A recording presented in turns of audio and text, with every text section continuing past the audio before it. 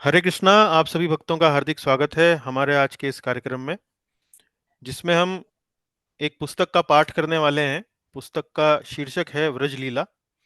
इस पुस्तक का पाठ हमने पिछले बुधवार को आरंभ किया था और व्रजलीला की थोड़ी सी भूमिका मैं उन लोगों के लिए देना चाहूँगा जो आज कक्षा में हमारे साथ पहली बार जुड़ रहे हैं या पिछली कक्षा में वो नहीं आए थे। उनके लिए मैं थोड़ा सी भूमिका आपके लिए बताना चाहूँगा कि व्रजलीला पुस्तक में विशेष ऐसा क्या है जो हम इसको पढ़ने का प्रयास कर रहे हैं। तो व्रजलीला, जैसे कि आपके सामने ये चित्र में आप देख सकते हैं, एक नव युवक नव युवती महिला भक्त की एक ये कहानी है, कथा है, सत्य कथा पर आधारित है। और ये वास्तव में तो मेरी गुरु बहन हुई, जिसे अंग्रेजी में गॉड सिस्टर बोलते हैं। गुरु बहन या गॉड सिस्टर का अर्थ क्या होता है कि हमारे और माता जी के जो गुरुदेव हैं वो एक ही हैं, और वो हैं शिला इंद्रद्युम्न स्वामी महाराज। तो शिला इंद्रद्युम्न स्वामी महाराज की शिष्या हैं ब्रजलीला माता जी, या यूं कहिए कि शिष्या थीं। और अ, इस पुस्तक में विशेष रूप से ये हमारे गुरुदेव की द्वारा लिखी हुई है, शिला इंद्रद्युम्न स्वामी जी द्वारा लिखी हुई है ये पुस्तक। और मूल पुस्तक अंग्रेजी में है, और ये जो पुस्तक आप देख रहे हैं आपके सामने, ये मैंने इसका हिंदी में अनुवाद किया है, क्योंकि मैं इस पुस्तक को पढ़ के बड़ा प्रभावित हुआ, बड़ा प्रेरित हुआ। तो मुझे लगा कि जो हिंदी बोलने पढ़ने वाले लोग हैं उनकी जानकारी के लिए भी ऐसी पुस्तकें अनुवाद होनी चाहिए। तो मैंने अनुवाद किया था, कुछ वर्ष पहले अनुवाद किया था। अभी इसको छपवाने का प्रयास कर रहे हैं, देखते हैं भगवान कितनी हमारे ऊपर कृपा करते हैं। तो इस पुस्तक में विशेष रूप से व्रजलीला जी की जो चरित्र है उसमें सबसे पहले तो वो एक बहुत अच्छी भक्त हैं, इस प्रकार का चरित्र उनका दिखाया गया है।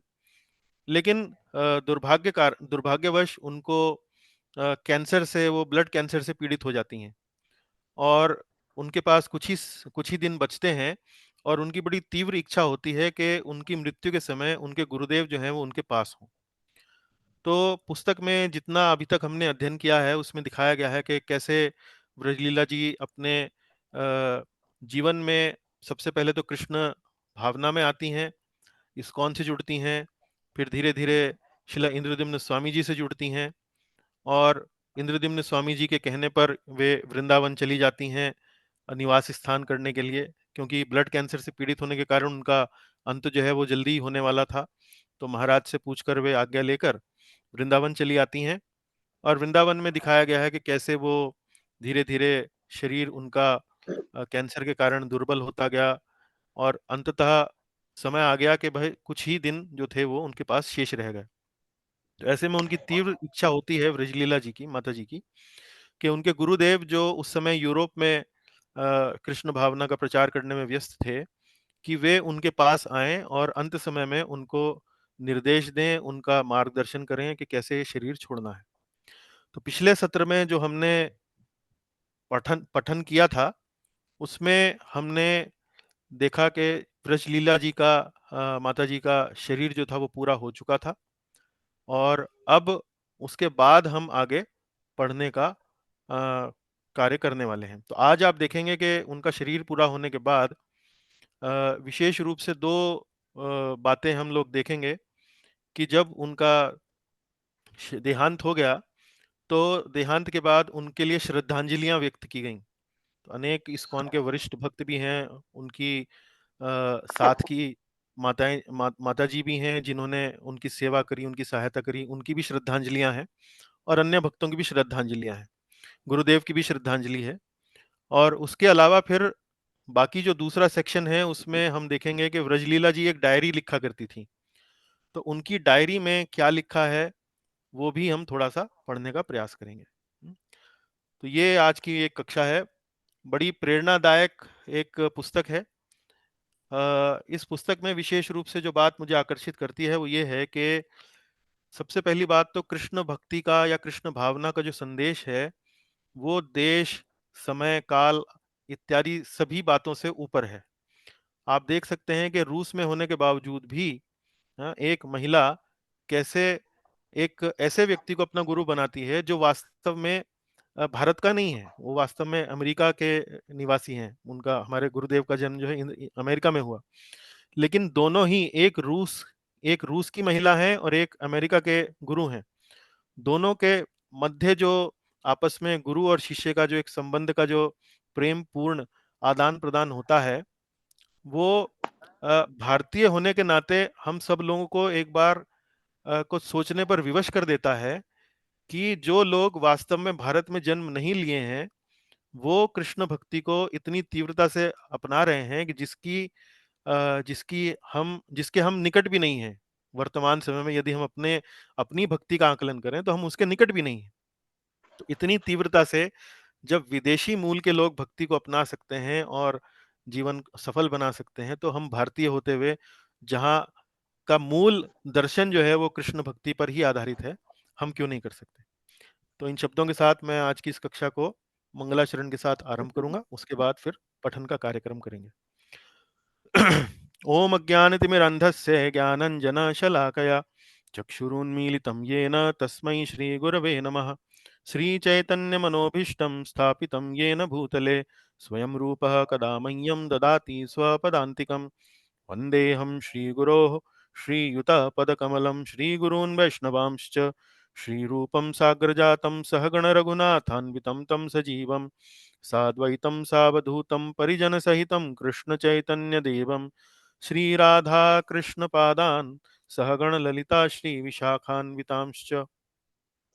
हे कृष्ण करुणा सिंधो दीनबंधो जगत्पते गोपेश गोपिका कांत राधा कांत नमोस्तुते।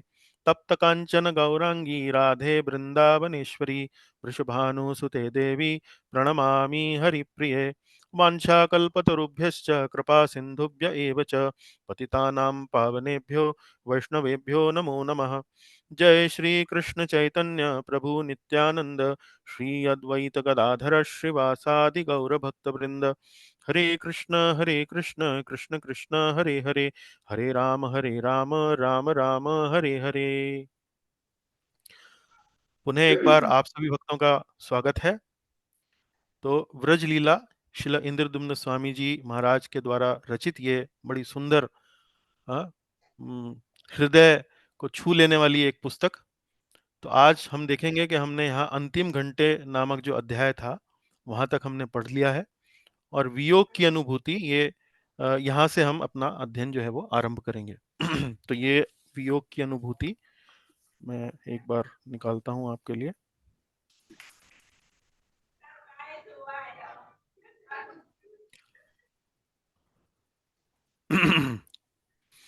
पूर्णिमा माता जी, आप आज हमारे साथ हैं? जी। हाँ। तो पिछली बार जो वाचन था, पठन था, वो हमारे प्रिय राकेश प्रभु जी ने किया। बड़ा सुंदर पठन किया, बहुत ही अच्छा जी। लगा, उन्होंने बड़े प्रेम से पढ़ा। लेकिन मैं जी। आपको याद कर रहा था पिछली बार, और आप चूंकि आज उपस्थित हुई हैं तो मैं आपसे भी आग्रह करना चाहूंगा कि इस पठन की प्रक्रिया को आज आप आगे बढ़ाएं। वियोग की ठीक है। अनुभूति, देखिए यहाँ पर पिछला जो है, यहाँ बस ये पेज पढ़ लेते हैं, ये पेज पढ़ लेते हैं ताकि कंटिन्यूटी बन जाए। यहाँ से आप आरंभ कीजिए, पकड़ाई से यहाँ से आरंभ कीजिए। पकड़ाई और मैंने उसमें से थोड़ा सा जल उसके माथे पर छिड़का। फिर अचानक कुछ क्षणों के लिए ब्रज लीला ने सांस लेना बंद कर दिया। मैं महामंत्र का जप करता रहा। राधा श्याम सुंदर की तस्वीरों की ओर देखते हुए उसने 4 और गहरी सांसें ली और फिर चली गई। उसी क्षण गंध विरका मूर्छित हो गई और जमीन पर गिरते गिरते उसे एक भक्त ने अपनी बाहों में पकड़ लिया। जब हम उसकी नब्ज की जांच कर रहे थे, कीर्तन जारी रहा और फिर मैंने उसकी पलकें बंद कर दी। उस क्षण सभी फूट फूट कर रोने लगे। हम प्रसन्नता के कारण रो रहे थे कि उसने ऐसी शुभ परिस्थितियों में अपना शरीर छोड़ा, परंतु हम मुख्यतः इस कठोर सच्चाई के कारण रोए कि वह अब हमारे बीच नहीं रही।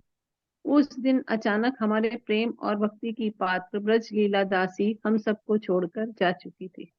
जी, तो यहाँ तक हमने पिछले बुधवार को पढ़ लिया था। अब हम आगे, आज का जो सत्र है उसमें आगे इस कथा को आगे बढ़ाते हैं। यस माता जी, आप यहाँ से पढ़िए। वियोग की अनुभूति, अध्याय 15। मैंने अन्य पुरुषों के साथ बाहर प्रतीक्षा की। जब वरिष्ठ महिलाओं ने ब्रज लीला के शरीर को राधा कृष्ण के जल से स्नान कराया, उसे एक साफ साड़ी पहनाई तथा अंतिम संस्कार के लिए तैयार किया, जब उन्होंने यह कार्य समाप्त कर लिया, हम कमरे में वापस आ गए और उसकी मृतदेह के निकट कीर्तन करने लगे। ठीक उसी समय तमाल कृष्ण गोस्वामी और गिरिराज महाराज वहां पहुंचे और कमरे में आए। तमाल कृष्ण महाराज ने दिवंगत हुए वैष्णवों के लिए गाई जाने वाली प्रार्थनाओं के गायन में अगुवाई करी। फिर उन्होंने वहां पर उपस्थित वरिष्ठ भक्तों से कुछ बोलने के लिए कहा। मैंने उनसे पहले बोलने की प्रार्थना करी।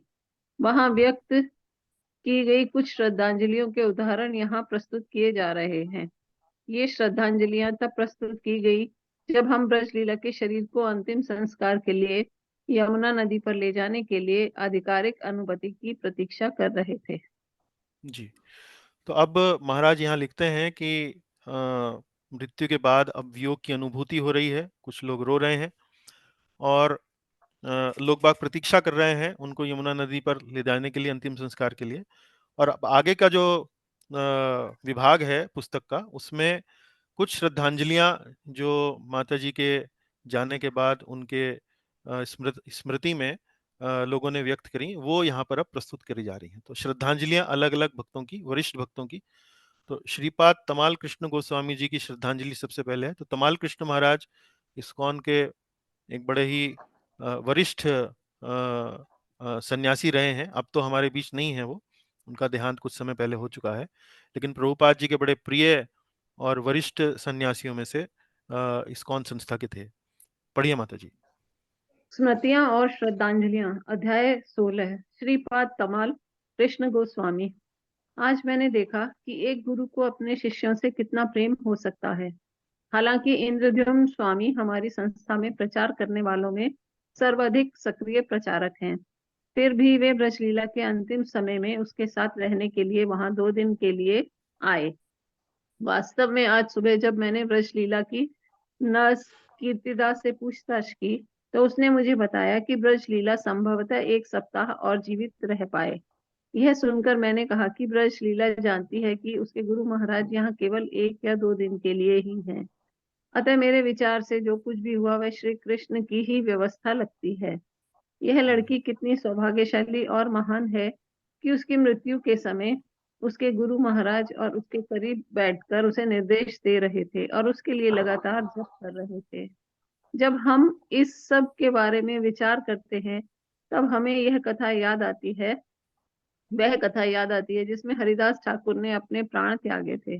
हरिदास ठाकुर अपने परम प्रिय भगवान श्री चैतन्य महाप्रभु के चरण कमलों का दर्शन करते हुए और उनकी उपस्थिति में ही अपने प्राण त्यागना चाहते थे। आज बिल्कुल वैसे ही यहाँ पर भी हुआ।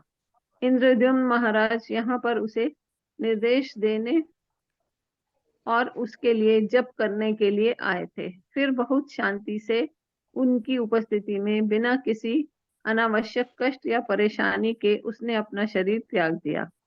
अब वह अब वह हम सबको आशीर्वाद दे सकती है। वह हमारे आशीर्वाद के लिए प्रार्थना कर रही थी, परंतु मुझे लगता है कि उसकी उपलब्धियां और परम धाम में उसकी उपस्थिति उसे अब एक ऐसे पद पर ले गई है जहां हम उसके आशीर्वाद के लिए प्रार्थना कर सकते हैं।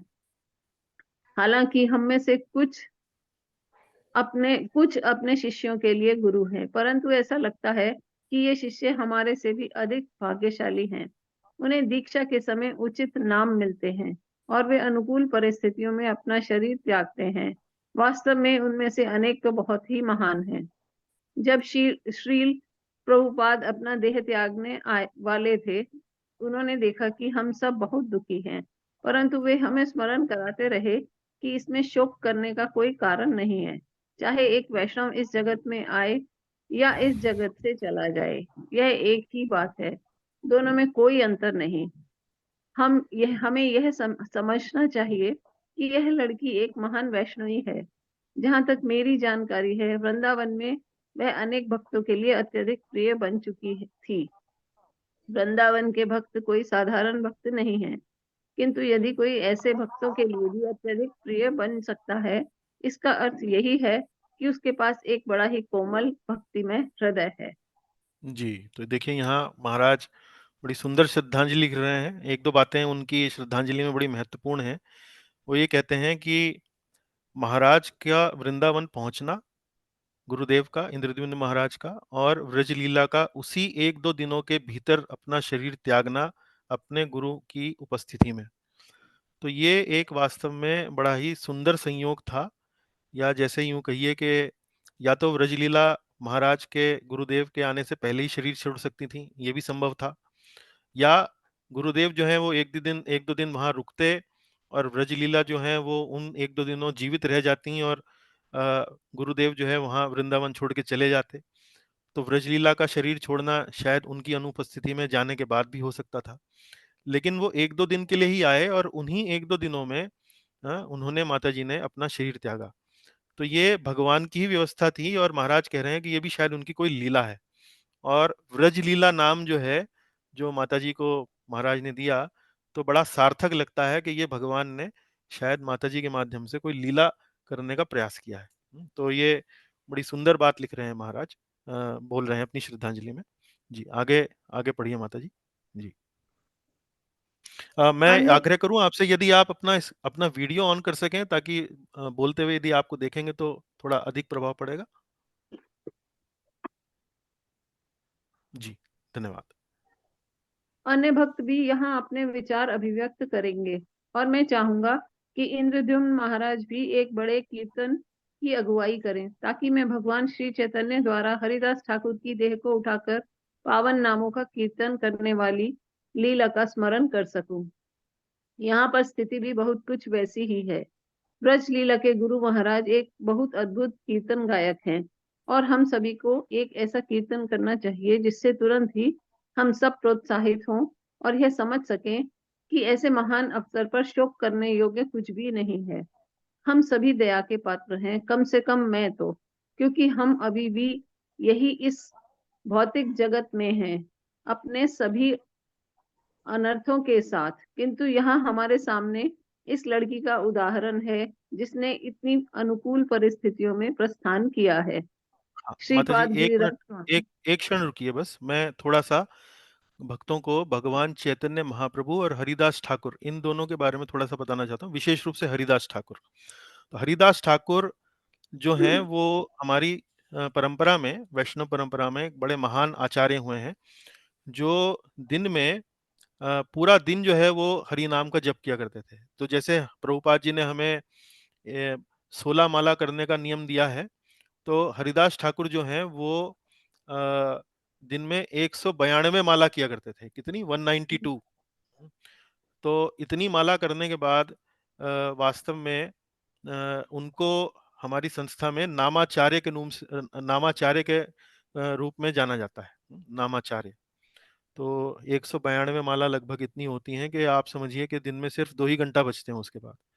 तो हरिदास ठाकुर जो हैं उन्होंने भी अपना जो देह त्यागा, तो श्री चैतन्य महाप्रभु जो श्री कृष्ण ही हैं, उन्हीं के उन्हीं के बाहों में उन्होंने अपना देह त्यागा। तो इसी इसी से उनका उदाहरण दिया जा रहा है। जी, चलिए माता जी। श्रीपाद गिरिराज स्वामी। मेरी ब्रज लीला से सबसे पहली मुलाकात तब हुई थी जब वह अर्चा विग्रह दासी से मिलने आई थी। मैंने देखा कि उनमें एक बड़ा ही मधुर संबंध था। अर्चा विग्रह के गुजरने के बाद ब्रज लीला मेरे पास कुछ प्रश्न पूछने के लिए फिर आई थी। उसने जो प्रश्न पूछे वह इतने ऊंचे स्तर के थे और इतने सजे सच्चे। सच्चे हृदय से पूछे गए थे कि मैं जान गया कि वह एक बहुत ही विशेष भक्त है। जब मैं बंबई से वापस आया, मैं उसके बारे में बहुत सोचता रहा और मुझे लगा कि मुझे उससे दोबारा मिलना चाहिए। और जब मैं ये सोच ही रहा था, कुंती देवी मेरे पास आई और कहने लगी कि ब्रज लीला मेरे बारे में पूछ रही थी, परंतु मैं उस समय जा न सका। अतः मैंने एक संदेश रिकॉर्ड किया और उसके पास भेज दिया। फिर कुछ घंटों में बाद मैं उससे मिलने के लिए गया। उस समय तक वह उस समय तक ठीक ठाक थी और बिना अधिक परेशानी के देख, सुन और बोल सकती थी। हमने कीर्तन किया और मैंने कृष्ण कथा पर थोड़ा प्रवचन किया, और उसके बाद उसने मुझसे कुछ प्रश्न पूछे। फिर वह अपनी मृत्यु के विषय को लेकर प्रश्न पूछने लगी और प्रार्थना करने लगी कि मैं उसी प्रकार उस पर कृपा करूं जिस प्रकार मैंने अर्चा विग्रह पर करी थी। मैंने पूछा, तुम कहना क्या चाहती हो? उसने उत्तर दिया कि वह इस बात का आश्वासन चाहती है कि वह मृत्यु के समय सफल हो सके। मैंने उससे कुछ बातें कही और अंत में वह बोली, आपका बहुत बहुत धन्यवाद, मेरा संदेह दूर हो गया है।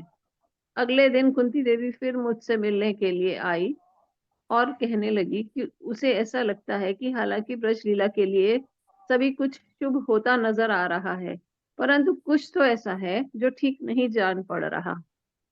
उसे लग रहा था कि ब्रजलीला अपने गुरु महाराज इंद्रद्युम्न स्वामी की कमी अनुभव कर रही है और हमें उनसे यहाँ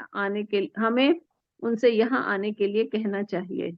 मैंने उसे उनसे संपर्क करने का सुझाव दिया। वह इंद्रद्युम्न महाराज की व्यक्तिगत प्रेरणा और ब्रजलीला की शुद्ध भक्ति थी जो उन्हें यहाँ लेकर आई। जी, चलिए आगे पढ़िए।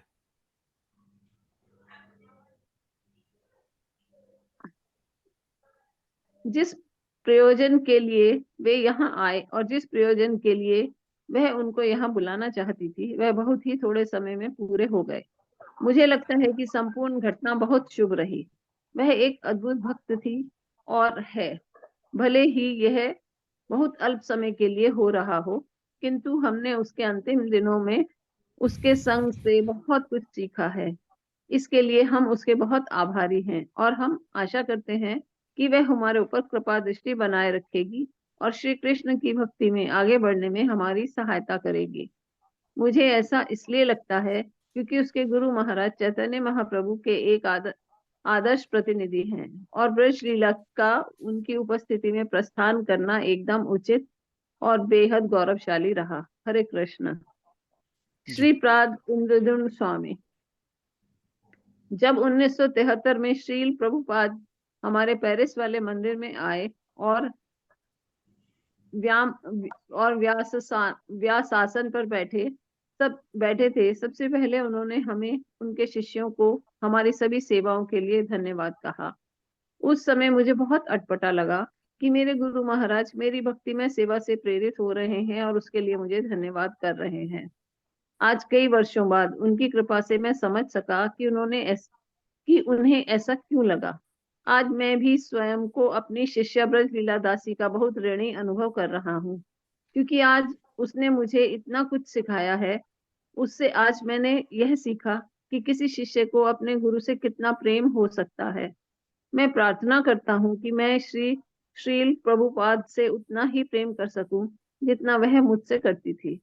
उसका प्रेम इतना सशक्त था कि वह मुझे हजारों मीलों दूर से रेगिस्तानों और सागरों को पार कराता हुआ यहाँ श्री वृंदावन धाम तक खींच लाया, ताकि मैं शरीर छोड़ने में उसकी सहायता कर सकूं।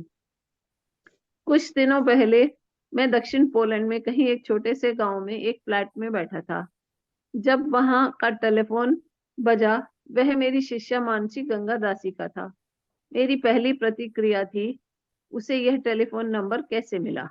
मैं उस फ्लैट में 2 वर्ष पहले गया था और वहां केवल 5 मिनट के लिए ही रुका था।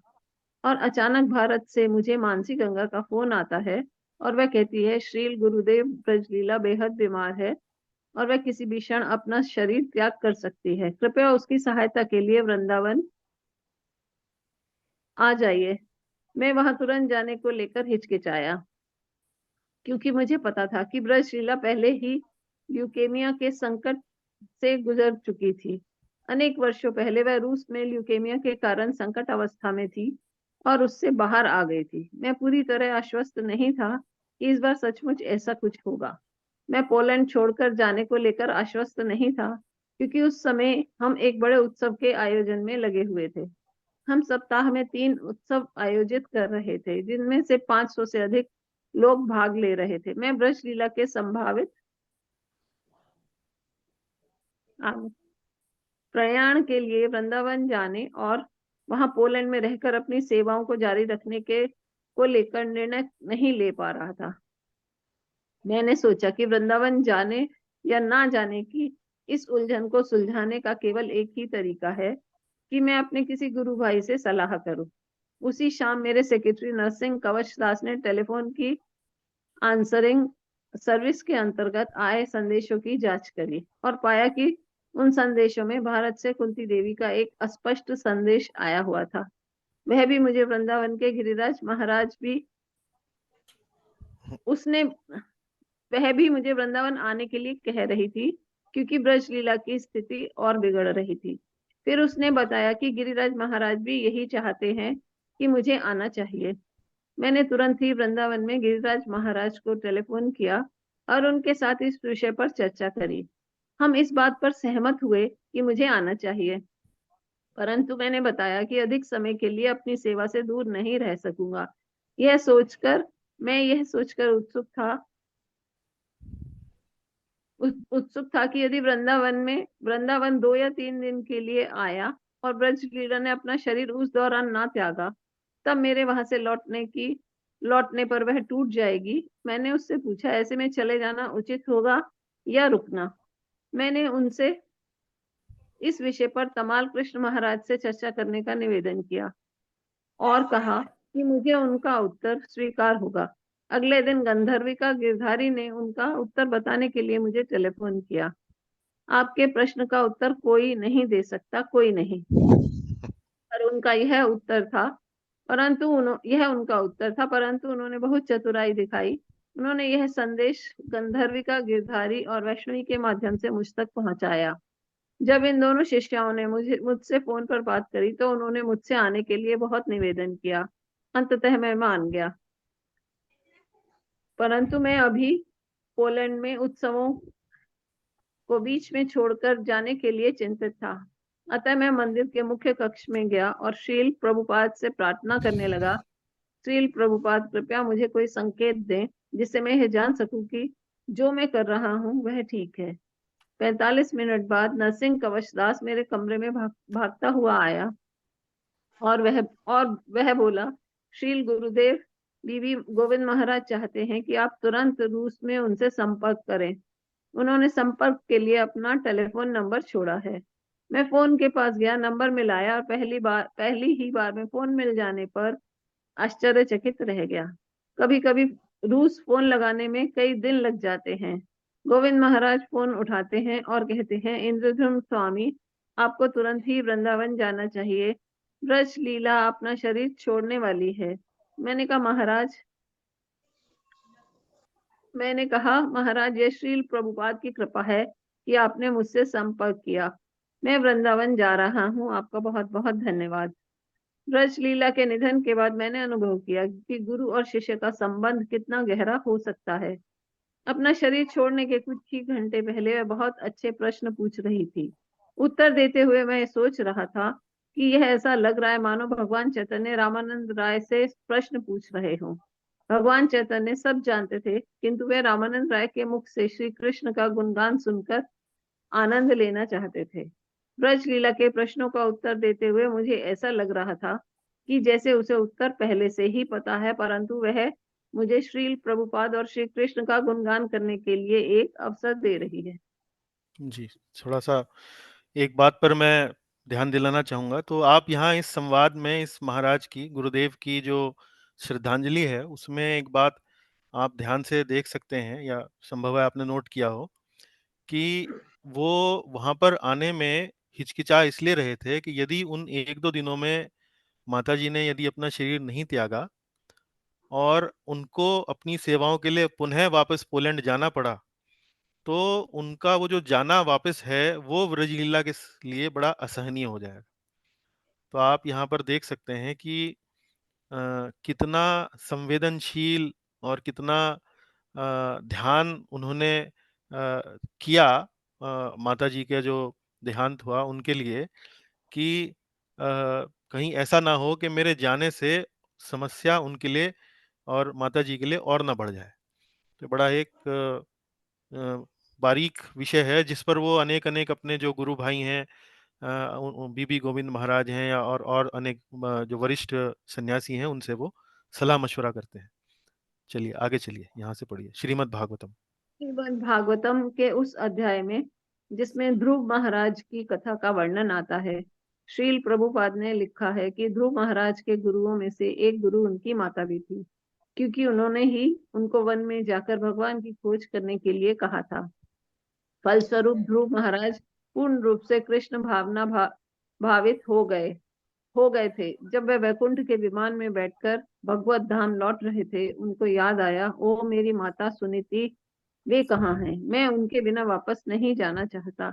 भगवान ने उनकी प्रार्थनाओं का उत्तर दिया और तभी उन्होंने देखा कि वे भी वैकुंठ के एक विमान में बैठकर भगवत धाम लौट रही हैं। इस लीला के तात्पर्य में श्री प्रभुपाद जी लिखते हैं कि कभी कभी शिष्य भी गुरु का उद्धार कर सकता है। अतः मैं ब्रज लीला से प्रार्थना करता हूँ कि मेरी एक अद्भुत कृष्ण भक्त शिष्या होने के नाते मुझ पर वह अपनी कृपा बनाए रखे। मैं अपनी एक और अति प्रिय शिष्य गंधर्विका गिरधारी दासी की सराहना करता हूँ और धन्यवाद कहना चाहता हूँ, जिसने 2 वर्ष तक ब्रज लीला का ध्यान रखा। मैंने ब्रज लीला की देखभाल का कार्य उसको सौंपा था और उसने यह सेवा बहुत अच्छी तरह से निभाई। मैं जानता हूँ कि उसके लिए ब्रज लीला का वियोग सहना बहुत कठिन होगा। हम सभी इस वियोग का अनुभव करेंगे, परंतु मुझे लगता है कि गंधर्विका के लिए यह सबसे कठिन होगा। और वह और ब्रज लीला जैसे एक ही शरीर थे। यहाँ देखिए महाराज का ये लिखना कि कभी-कभी शिष्य भी गुरु का उद्धार कर सकता है। कितनी विनम्रता का प्रदर्शन ये जो बात है वो करती है कि मेरी एक अद्भुत कृष्ण भक्त शिष्या होने के नाते मुझ पर वह अपनी कृपा बनाए रखे। तो ये वास्तव में बड़ा ही विनम्र हृदय ही कोई इस तरह का श्रद्धांजलि लिख सकता है। चलिए, तो महाराज की समाप्त हो गई ये श्रद्धांजलियाँ। अब हम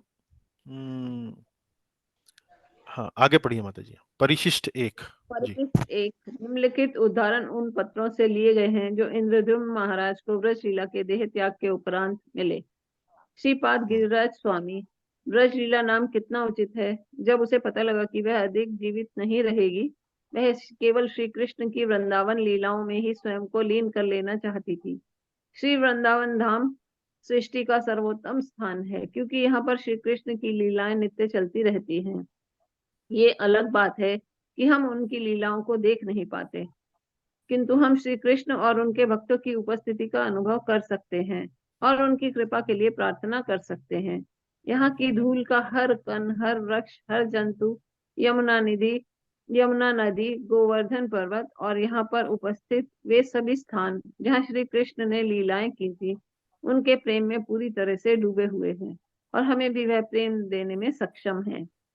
वृंदावन में ईर्ष्या के लिए कोई स्थान नहीं है। ब्रज लीला के मन में इंद्रिय तृप्ति की कोई इच्छा नहीं थी, अतः उसके मन में कोई ईर्ष्या भी नहीं थी, किंतु वह पूर्ण संतुष्टि अनुभव नहीं कर पा रही थी जब तक आप नहीं आ गए। और जब उसने सुना कि आप नहीं आ पाएंगे, माता वह जी घंटों रोई। आप यहाँ से छूट गया आपका यहाँ से। उसका हृदय हाँ जी। अच्छा, उसका हृदय सभी के प्रति उदार था। वह बिना किसी ईर्ष्या और द्वेष के किसी भी निष्ठावान भक्त से श्री कृष्ण के बारे में श्रवण करने के लिए तैयार रहती थी। हुँ, यद्यपि ब्रजलीला के पास कृष्ण भक्ति में प्रगति के सभी साधन उपलब्ध थे और वह उन सभी साधनों का पूरा लाभ लेने का प्रयास कर रही थी, किंतु वह पूर्ण संतुष्टि अनुभव नहीं कर पा रही थी जब तक आप नहीं आ गए। और जब उसने सुना कि आप नहीं आ पाएंगे, वह घंटों रोई। उसकी अंतिम इच्छा आपसे मिलने की थी।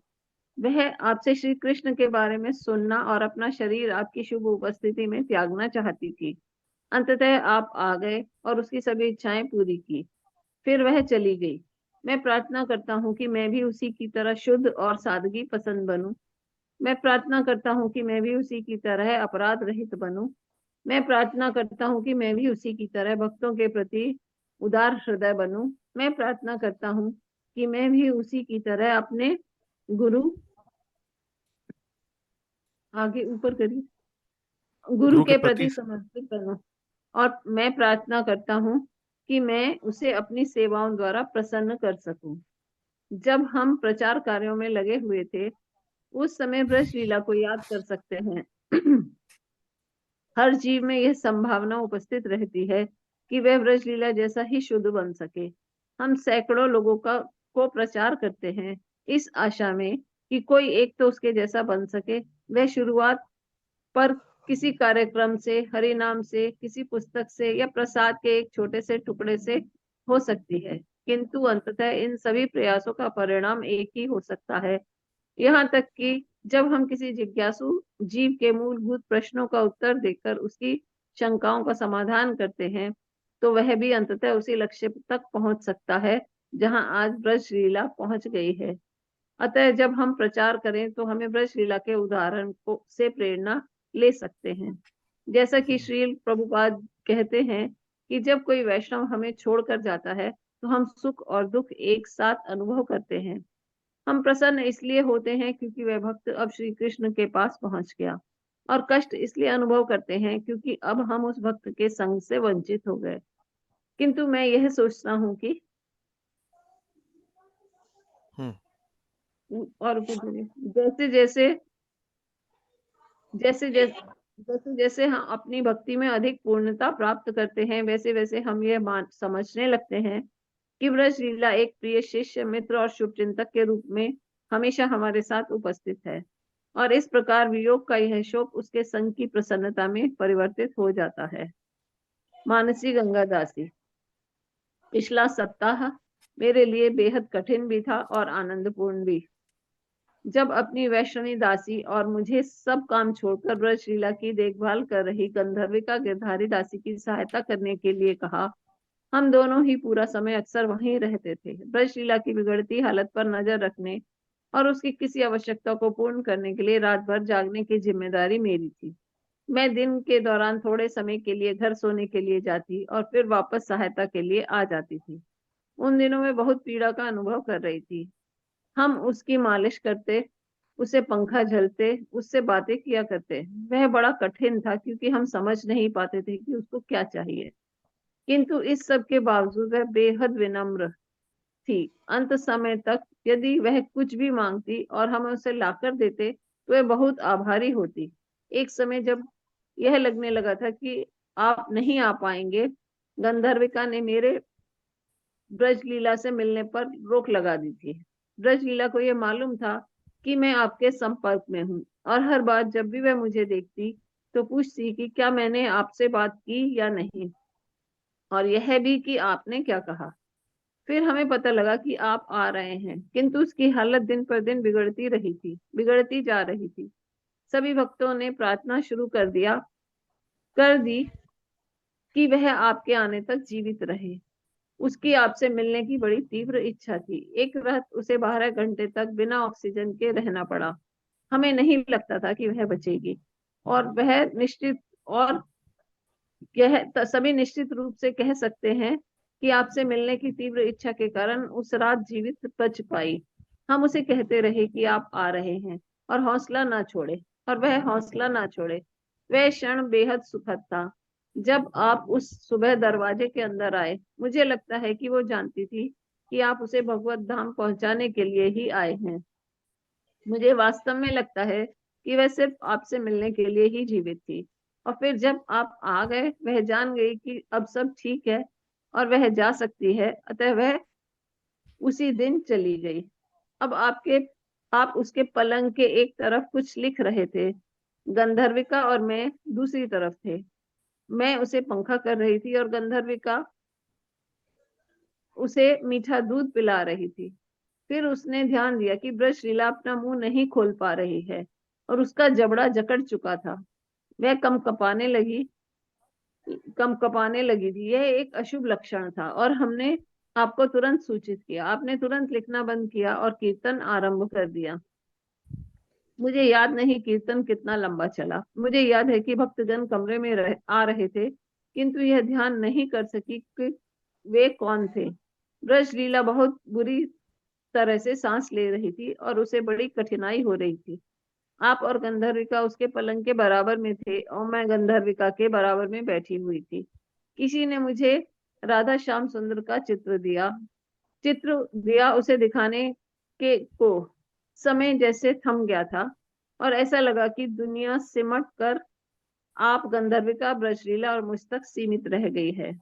मैं पूरे समय ब्रजलीला का चेहरा देखती रही, राधा श्याम सुंदर के चित्र की ओर देख रही थी और आपको सुन रही थी। आप उसे कह रहे थे कि वह मन में जप करे, पवित्र नाम को सुने और ध्यान करे कि श्री कृष्ण कितने सुंदर हैं। एक समय मुझे लगता है कि ऊपर करिए थोड़ा सा और। हाँ जी, 1 मिनट। उसकी दाईं आंख जवाब देने लगी थी। मैंने ध्यान दिया कि वह धुंधली पड़ने लगी थी, और मैं उसकी आंख की पुतली और आंख के रंगीन भाग में अंतर नहीं कर पाई। मेरा विचार है संभवतः वह चली गई, किंतु उसकी बाईं आंख अंत तक साफ थी।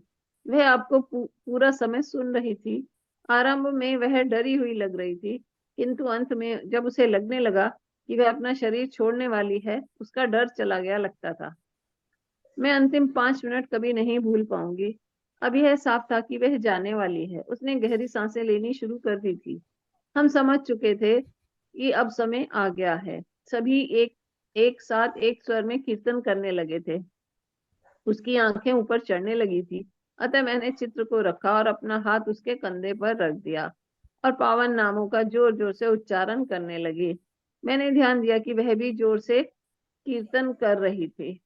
उस समय कीर्तन पूरे जोर शोर से हो रहा था। फिर हमें लगा कि वह चली गई। किसी ने उसके मुंह में तुलसी रखी, किंतु तभी एक साथ अपने आपने और मैंने ध्यान दिया कि उसकी गर्दन हिल रही थी। हमने जोर से कीर्तन करना जारी रखा, किंतु बस केवल 30 सेकंड की बात है। बात और बची थी। उसने बस एक आखिरी सांस ली थी और चली गई। मुझे लगता है कि मैंने वह पल देखा है जब उसने अपना शरीर छोड़ा। मैंने उसकी आंखों की पुतली पूरी तरह फैली हुई देखी थी, और निश्चित रूप से कह सकती थी कि वह चली गई है। फिर मैंने गंधर्विका को गिरते हुए देखा। मैं उसे गिरने से पहले पकड़ने में कामयाब रही। मैंने उसे अपनी बाहों में कस कर पकड़ रखा था। जब मैंने ऊपर देखा तो पाया कि आप उसके पलंग के एक ओर झुक कर रो रहे थे। मृत्यु को लेकर यह मेरा पहला अनुभव है। इससे पहले मेरे लिए एक रहस्यमयी वस्तु थी, और मैं इससे सदा भयभीत रहती थी। किंतु ब्रजलीला का देहावसान देखने के बाद मैं इससे भयभीत नहीं हूँ। हमारे अंत समय में श्री कृष्ण का स्मरण दिलाने के लिए जब तक भक्त हमारी सहायता करने के लिए उपस्थित हैं, मैं निश्चित रूप से कह सकती हूँ कि वे सुरक्षित है। मेरा मानना है कि आपने ब्रज लीला को भगवत धाम पहुंचा दिया है। जब तक आपके वृंदावन आने का कार्यक्रम निश्चित नहीं हो पाया था, ब्रजलीला निराश थी। एक दिन उसने मुझसे वे सभी पत्र लाने के लिए कहा जो मैंने आपसे प्राप्त किए थे। मैंने वे पत्र उसके लिए पढ़े। उसे बहुत आश्चर्य था कि मेरे पास इतने सारे पत्र हैं। मैंने आपसे पिछले कुछ वर्षों में आपसे कई पत्र प्राप्त किए हैं, और वे सभी संभाल कर रखे हैं। वह उन सभी पत्रों को सुनकर बड़ी प्रसन्न हुई थी। उसने मुझे बताया कि उसने आपसे सिर्फ एक ही पत्र प्राप्त किया था, किंतु मैंने उसकी मृत्यु पर आपकी प्रतिक्रिया देखी और देखा कि आप हम सब की कितनी परवाह करते हैं। मैं एक गुरु और शिष्य के संबंध के बारे में बहुत कुछ जान पाई। यह एक आध्यात्मिक संबंध है। गुरु के साथ शिष्य की व्यक्तिगत उपस्थिति और गुरु का प्रत्यक्ष संग लेना महत्वपूर्ण है, किंतु ऐसा संग उस गहरे अध्यात्म मामले सामने तुच्छ है जो शिष्य गुरु की सेवा और उसके स्मरण में प्राप्त करता है। मैं यह देख पाई कि आप उससे कितना अधिक प्रेम करते हैं, और यही सोचकर मैं इतना रोई। आप अपनी आध्यात्मिक पुत्री के वियोग में रो रहे थे, और मैं इसलिए रो रही थी क्योंकि मैं नहीं जानती कि आप अपने शिष्यों की इतनी परवाह करते हैं। तो अपनी बहुत विशेष गुरु बहन के देहावसान पर यही है मेरी श्रद्धांजलि। वास्तव में इस समय बेहद निराश हूँ, क्योंकि मुझे नहीं लगता कि मैं आपको कभी भी इतना प्रसन्न कर पाऊंगी जितना कि ब्रज लीला। ऊपर थोड़ा सा करिए। हम्म। कर पाऊंगी जितना कि ब्रज लीला या गंधर्विका गिरधारी कर पाई हैं। मैं आशा करती हूँ कि गंधर्विका का संग लेकर मैं उससे कुछ सीख पाऊं। कुमारी कांता जी। देवी दास। हाँ माता जी, अब आपको थोड़ा सा विश्राम देते हैं। मैं राकेश जी से क्या आग्रह कर सकता हूँ? राकेश जी, आप नहीं, आगे मैं पढ़ना पढ़ चाहेंगे? दूंगी, मुझे कोई प्रॉब्लम नहीं है। मैं पढ़ अच्छा नहीं दूंगी। है, अच्छा। अच्छा ठीक है, फिर पढ़ लीजिए, कोई बात नहीं जी। मैं ऊपर करता हूँ 1 मिनट। जी। पर मैं एक बार पूछना चाहूंगा अन्य भक्तों से, जो माता जी पढ़ रही हैं, अभी आप तक पकड़ पा रहे हैं? आप कहीं ऐसा तो नहीं कि पढ़ते पढ़ते आप उस पर ध्यान नहीं दे पा रहे हैं, या क्या मैं बीच में बोलकर आपको समझाऊं, या ठीक चल रहा है? थोड़ा 1-2 लोग अगर बता देंगे तो सहायता होगी मेरी। ठीक है। ठीक चल रहा ठीक है, चल रहा चलिए। प्रभु जी। थम्स ठीक है। अप। चलिए। कुमारी कांता देवी दासी, चलिए माता जी पढ़िए। ऊपर चलिए।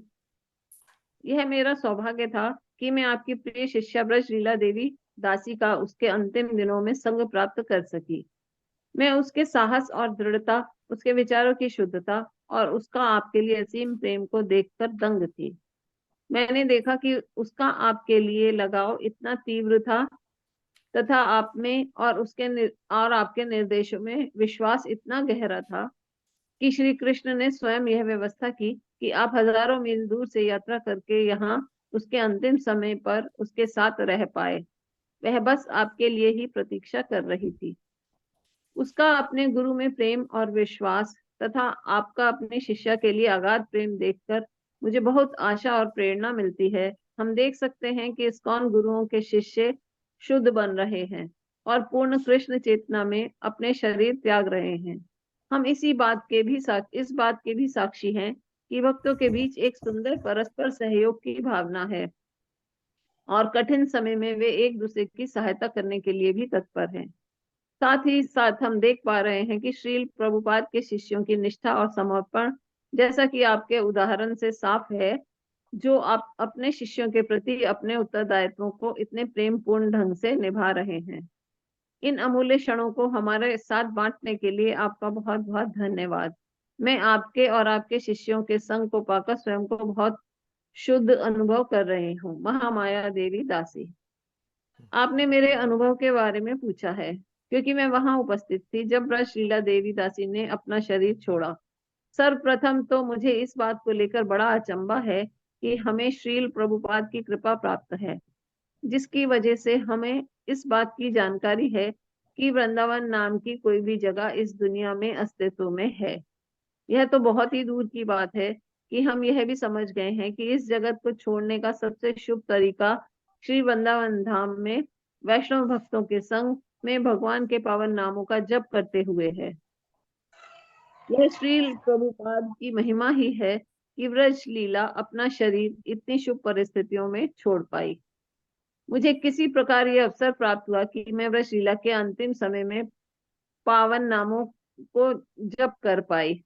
मेरा मानना है कि हालांकि आप ब्रज लीला के आदरणीय गुरुदेव हैं और अन्य वैष्णव उस समय उसके पास उपस्थित थे, पर फिर भी उसे अपने जहाज खुद ही उड़ाना था। हम उसे प्रोत्साहित कर सकते थे, फिर उसके लिए पावन नामों का कीर्तन कर सकते थे, पर अंततः उसे ही उस क्षण से जूझना था जब आत्मा शरीर से अलग होती है। हम तो बस थोड़ा सा जो कुछ कर पाए वह हमने किया, किंतु हम उस अनुभव से नहीं गुजर पाए जिससे वह गुजरी। किंतु का मुझे अब इस बात को आभास और अधिक गहरा है कि यह सब मेरे साथ और अन्यों के साथ भी होगा। इस आभास के कारण मैं ये प्रार्थना कर रही हूँ कि जब मैं अपना शरीर छोड़ूं तो वह भी वृंदावन में पावन नामों का जप करते हुए भक्तों के बीच हो। ब्रज लीला कितनी भाग्यशाली थी। मेरा उसके साथ कोई गहरा संबंध नहीं था, मैं तो मात्र उसकी थोड़ी बहुत सेवा करती थी। जिस सप्ताह वह गुजरी मैंने उसके कमरे में कुछ अवसरों पर कीर्तन किया। वह एक अवसर पर गंधर्विका देवी दासी मधु सेविता प्रभु की शिष्या बड़ी ही मधुर कीर्तन कर रही थी। जब उसे ये पता लगा कि आप उससे मिलने वृंदावन आ रहे हैं, उसके बाद 13 अक्टूबर को मैं उसके कमरे के पास से गुजर रही थी जब मैंने सोचा कि उससे मिल लूं। जब मैं अंदर थी तो मुझे करताल बजाने का आग्रह किया गया। पहले तो मैंने मना किया, ऊपर करिए, क्योंकि मुझे एक जरूरी मीटिंग में जाना था। फिर मुझे लगा कि उसके कमरे में उपस्थिति अधिक आवश्यक है और यह कि मीटिंग में उपस्थित भक्त मेरे इस निर्णय को समझ पाएंगे, और उन्होंने ऐसा किया भी। अतः यह मेरा सौभाग्य था कि मैं ब्रजलीला के प्रयाण का अनुभव कर पाई और उसमें भाग ले पाई। मैं यह सोच रही हूँ कि यह जीवात्मा आखिर कौन थी जो इतनी भाग्यशाली थी कि उसने इतने शुभ अवसर पर अपना शरीर छोड़ा। ब्रजलीला के जाने के बाद मैं हम उन सब की ओर देख रही थी जो अभी भी इस भौतिक जगत में फंसे हुए हैं, और सोच रही थी कि हम सब इस बात से इतने अनभिज्ञ हैं क्यों हैं कि यह जीवन कितना अधिक है। अब जब कुछ दिन बीत चुके हैं, मुझ पर फिर से वही पुरानी सोच हावी हो गई है, और इसलिए मैं यह जानती हूँ कि जो कुछ मैंने ब्रजलीला के प्रयाण से सीखा वह पूरी तरह आत्मसात नहीं हो पाया है। किंतु कुछ भी कहें, मैं यह अनुभव कभी नहीं भुला पाऊंगी। मैं यह भी कहना चाहूंगी कि मैं अपनी शिष्या के प्रति आपकी उदारता से बड़ी प्रभावित हुई हूँ। आप अपने में कभी कभी उससे बात किया करती। एक मिनट यहाँ से पढ़िए। मैं आप अपने प्रचार के व्यस्त कार्यक्रम को छोड़कर इतनी दूर वृंदावन उससे मिलने आए। आपने अपने आराम की कोई परवाह नहीं की और उसके अंतिम क्षणों में अपनी कृपा की अंतिम बूंद तक उसे दे डाली। अंत में मैं बस ये कहना चाहूंगी कि यह कितना अद्भुत था कि ब्रजलीला देह त्याग के अपने अंतिम क्षण का चुनाव कर पाई और आपके आने तक रुक पाई। नारायणी दासी। पिछले कुछ महीनों में मुझे वृषलीला का थोड़ा संग प्राप्त हुआ। वह मंदिर में बैठकर जप किया करती और मैं कभी कभी उससे बात किया करती। वह बहुत प्रसन्नचित्त रहती और जब मैं उससे पूछती थी कि वह कैसी है तो वह बस मुस्कुरा देती और कहती ठीक हूँ, या फिर इतनी अच्छी नहीं हूँ। उसकी उम्र ही क्या थी, किंतु आध्यात्मिक जीवन को लेकर वह बड़ी गंभीर थी। मैं कुछ समय के लिए उससे मिल नहीं पाई, किंतु मैंने उसे उसके अंतिम दिनों में देखा। वह इस बात को लेकर बड़ी सचेत थी कि उसके चारों ओर क्या चल रहा है। अपना शरीर त्यागने के 4 दिन पहले मैं उसके कमरे में गई। वहां एक मायावादी महिला थी जिसने गेरुए वस्त्र पहन रखे थे। वह श्रील प्रभुपाद की टेप पर, जो उस समय वहां चल रही थी, निंदाजनक टिप्पणियां कर रही थी। ब्रजलीला ने तुरंत उसे कमरा छोड़कर चले जाने को कहा। फिर मैंने तंबूरा उठाया और हरे कृष्ण कीर्तन करने लगी। ब्रजलीला शांत हो गई और फिर सो गई। अगले दिन जब मैं वापस आई तो मैंने देखा वह दूध पी रही थी, और उसने एक लंबे समय से और जो उसने एक लंबे समय से नहीं किया था। भक्त बड़े प्रसन्न थे। डॉक्टरों के अनुसार उस समय उस समय तक उसको जीवित नहीं बचना चाहिए था, किंतु मुझे लगता है कि वे आपकी गुरु महाराज की ही आने की प्रतीक्षा कर रही थी। अतः उसने दूध पिया ताकि वह आपके आने तक जीवित बच पाए। अगली बार जब मैं ब्रज लीला से मिली तो वह उसके जीवन का अंतिम घंटा था। शाम के 3 बज रहे थे और आप उसके दाहिने कान में हरे कृष्ण मंत्र बोल रहे थे तथा कीर्तन की अगुवाई कर रहे थे, और वहां उपस्थित भक्त आपके पीछे पीछे कीर्तन दोहरा रहे थे। वह कीर्तन बहुत गंभीर था, किंतु तो ज्यादा तेज और ना ही ज्यादा ऊंची आवाज में था। गंधर्विका भी उसके बाएं कान में जप कर रही थी। मानसी गंगा उसके सामने राधा श्याम सुंदर की 2 8 बाय 10 इंच की तस्वीरें पकड़कर खड़ी थी, और गंधर्विका गोवर्धन लीला की तस्वीर ठीक ब्रजलीला के चेहरे के सामने पकड़कर खड़ी थी। मुझे बताया गया कि ब्रजलीला को बचाने के ऊपर करिए जी।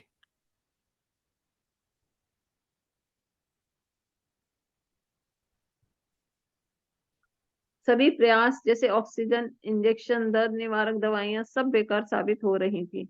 ब्रजलीला को बड़ा संघर्ष करना पड़ रहा था, किंतु वह पावन नामों का जप करने में अपना पूरा जोर लगा रही थी, क्योंकि आप उसे प्रोत्साहित कर रहे थे। वह अपना हाथ बढ़ाकर चित्रों को छूती और उन्हें देखती, और मुझे लगता है कि वह अपने जीवन के अंतिम क्षण तक जप करती रही। कई भक्त रो रहे थे, मैं भी रो रही थी, क्योंकि मुझे लगा कि वह कितनी भाग्यशाली है। उसके पास स्वयं आप थे जो उसे सब कुछ बता रहे थे और उसके अंतिम मिनट तक भी उसके लिए जप कर रहे थे। वह केवल 19 वर्ष की थी, किंतु फिर भी जीवन के अंतिम लक्ष्य को पा लिया। और यहाँ एक मैं हूँ जो 24 वर्षों से भक्ति कर रही हूँ, और संभवतः मुझे और 20 30 वर्ष और इस जगत में बिताने पड़ेंगे। संभव है कि मैं श्री कृष्ण को भूल जाऊं, और संभवतः मुझे वृंदावन में शरीर त्यागने का अवसर ना मिल पाए। मैं प्रार्थना करती हूँ कि मुझे भी ब्रजलीला के समान ही कृपा मिल पाए, और मैं भी वृंदावन में भक्तों के बीच जो हरे कृष्ण महामंत्र का जाप कर रहे हों और मुझे भगवान का स्मरण करा रहे हों, अपनी देह त्याग पाऊं। पार्वती हाँ। दासी। हाँ माता जी अभी रुकिए। अभी हम, चूंकि हमें पुस्तक को थोड़ा आज ही समाप्त करना है, तो हम श्रद्धांजलियां छोड़कर अगले परिशिष्ट पर चलते हैं, जहाँ ब्रजलीला माता जी की डायरी के जो कुछ उद्धरण है, हम वहां से पढ़ना शुरू करेंगे। तो ये ठीक है। बाकी की जो श्रद्धांजलियां हैं भक्तगण, मैं पुस्तक की पीडीएफ ऑलरेडी व्हाट्सएप पर डाल चुका हूँ, वहां से पढ़ सकते हैं। और अब हम समय के ध्यान रखते हुए यहाँ से कुछ डायरी के उद्धरण पढ़ते हैं जी। अगर आप थक गई हो तो हम किसी नहीं राकेश नहीं जी को बोल सकते हैं, वो पढ़ सकते जी। नहीं नहीं, ऐसा कुछ नहीं। चलिए पढ़िए। परिशिष्ट 2, ब्रजलीला की डायरी से कुछ उदाहरण। जुलाई 22, 1993, नवोरोसिस्क, रूस। कल मेरे लिए वृंदावन के कृष्ण वृक्ष के फूल की एक पंखुड़ी लेकर कल कोई मेरे लिए वृंदावन के कल्प वृक्ष के फूल की एक पंखुड़ी लेकर आया। ऐसा वृक्ष किसी की भी सच्ची मनोकामना को पूर्ण करने में सक्षम होता है। और उस पंखुड़ी से, जो स्वयं वृक्ष के प्रभाव से भिन्न नहीं है, मुझे कुछ मांगने का अवसर मिला। जब से मुझे बीमारी के कारण अपनी अवश्यंभावी मृत्यु के बारे में पता लगा है, मेरी मुझे ऐसी इच्छा हो रही है कि मैं वृंदावन जाकर अपना शरीर त्याग दूं। मैं यह आतुरता से कामना कर रही थी कि एक दिन मुझे ऐसे किसी कल्प वृक्ष की एक पंखुड़ी मिल जाए जिससे मैं अपनी मनोकामना पूर्ण करने के लिए प्रार्थना कर सकूं। परंतु अब मेरे मन में कुछ अन्य विचार आ रहे हैं। मैं उस सेवा के बारे में सोच रही हूँ जो मेरे गुरुदेव ने मुझे दी है। वे चाहते हैं कि मैं एक शुद्ध भक्त बनूं और शरीर छोड़ने के पश्चात पुनः आध्यात्मिक जगत लौट जाऊं। वे चाहते हैं कि जैसे जैसे मैं अपनी मृत्यु के निकट पहुंचूं, मैं अपनी अनुभूतियों के बारे में सबको बताऊं। उन्होंने मुझे अन्यों के लिए एक आदर्श उदाहरण बनने का निर्देश दिया है, जिसे मैं तभी पूरा कर सकती हूँ जब मैं बड़ी तीव्र गति से कृष्ण भक्ति में आगे बढ़ूं। तत्पश्चात जब मैं श्री कृष्ण से सच्चे हृदय से प्रार्थना करूंगी, वे मुझ पर कृपा करेंगे, जिससे मैं अपना शरीर त्यागने से पहले सबके साथ बांटूंगी। मैं अपने इस निश्चय में दृढ़ हूँ, क्योंकि यह सेवा मेरे गुरु महाराज और श्रील प्रभुपाद के लिए है। वे प्रतीक्षा में हैं कि कब मैं यह सेवा करूंगी, और उन्हें प्रसन्न करने का बस एक ही तरीका है कि मैं यह सेवा पूर्ण कर दिखाऊं। अब मुझे अपने गुरु महाराज और श्री कृष्ण के चरण कमलों को अपने हृदय में स्थापित करना है, और फिर श्री वृंदावन धाम भी साक्षात वहां प्रवेश कर जाएगा। इस प्रकार गुरु महाराज के चरण कमलों से मिली शुद्ध प्रेम भक्ति को मैं कभी अपने हृदय से नहीं गवा पाऊंगी। इस लक्ष्य की प्राप्ति केवल गुरु महाराज को प्रसन्न करने पर ही संभव है। यही कारण है कि मैं उनकी आज्ञा का पालन करने के लिए इतनी आतुर हूँ। उन्होंने ही मुझे कहा था कि वह समय अवश्य आएगा जब मैं तीव्र गति से आगे बढ़ूंगी। उन्होंने कहा, उस समय जब श्री कृष्ण की कृपा तुम पर होगी, तुम अपने को हम में कईयों से बहुत आगे निकला पाओगी। किंतु मेरा लक्ष्य किसी से आगे निकलना या आध्यात्मिक आकाश में स्थान प्राप्त करना नहीं है। कम से कम मैं ऐसी मानसिकता के विरुद्ध संघर्ष कर रही हूँ। मैं कामना करती हूँ कि काश मैं पहले ही इतनी दृढ़ होती, क्योंकि मेरे लिए यह सेवा मेरे गुरु महाराज की आज्ञा है और मैं उन्हें प्रसन्न करना चाहती हूँ। मैं जानती हूँ कि मेरे लिए इतनी तीव्रता से आगे बढ़ना बहुत कठिन होगा, क्योंकि ऐसा करने के लिए मुझे जी एक मिनट ऊपर रुकिए। कर अपनी अपनी सारी सारी, भौतिक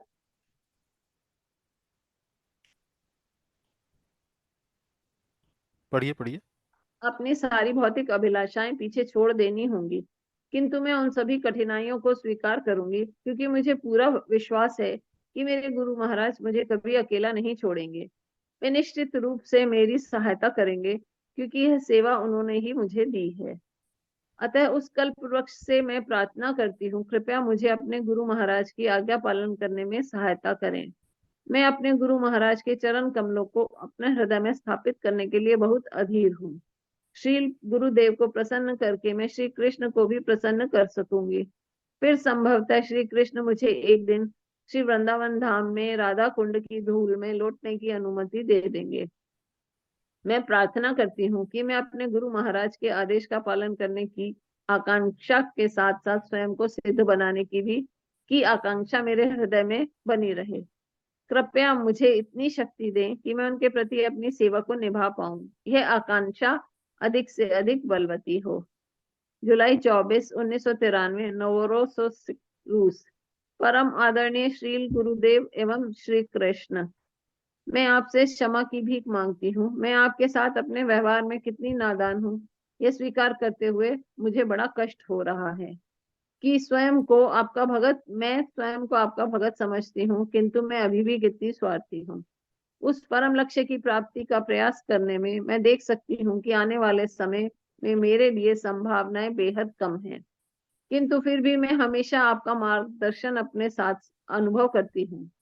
श्रील गुरुदेव, एक बार आपने कहा था कि यदि कार्य करने वाला उत्साही हो तो 1 वर्ष में किए जाने वाला कार्य 7 दिनों में भी किया जा सकता है, किंतु मेरा हृदय इतना मलिन है कि मैं सेवा 7 दिन में नहीं कर पाऊंगी, पूरी नहीं कर पाऊंगी।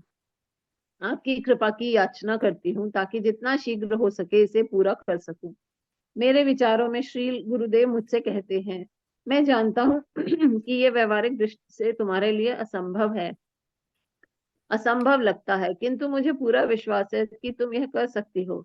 श्री कृष्ण की कृपा के लिए पूरी निष्ठा से प्रार्थना करो और तुम्हें यह समझ आ जाएगा कि तुम्हें कैसे अपनी सेवा करनी है। बस उनका नाम जपती रहो और उनकी कृपा के लिए प्रार्थना करती रहो। नाम जपो और अपना हृदय श्री कृष्ण की कृपा के लिए खोल दो। हे श्री कृष्ण, आप कितने दयालु हैं। इस समय मैं जो कर रही हूँ वह सब बेहद एक तरफा है, किंतु मैं आपकी सेवा करने के लिए व्याकुल हूँ। कृपया मुझे शिक्षा दें। मैं कामना करती हूँ कि एक दिन मैं आपके नामों के जप के सही मायने में आपका गुणगान और अपनी एक शुद्ध निष्ठावान प्रार्थना अर्पण कर सकूंगी, किंतु इस समय में मैं स्वयं को बहुत अयोग्य अनुभव कर रही हूँ। मेरे विचारों में श्रील गुरुदेव मुझसे कहते हैं, बस अपनी साधना करती रहो और अपने जप पर ध्यान दो, लगी रहो। इस विधि का पालन करती रहो। नाम जप को पूर्णतः स्वयं को समर्पित कर दो, प्रयास करो नहीं। पिछली बार उन्होंने प्रयास करो नहीं किंतु करो कहा था। आज सवेरे मंदिर में कीर्तन इतना प्रेरणादायी नहीं लगा, मात्र इतने से ही मैं जप करने में प्रेरणा खो बैठी। वास्तव में श्री कृष्ण मेरी परीक्षा ले रहे थे। वे चाहते हैं कि मैं जप के माध्यम से शुद्ध नाम लूं।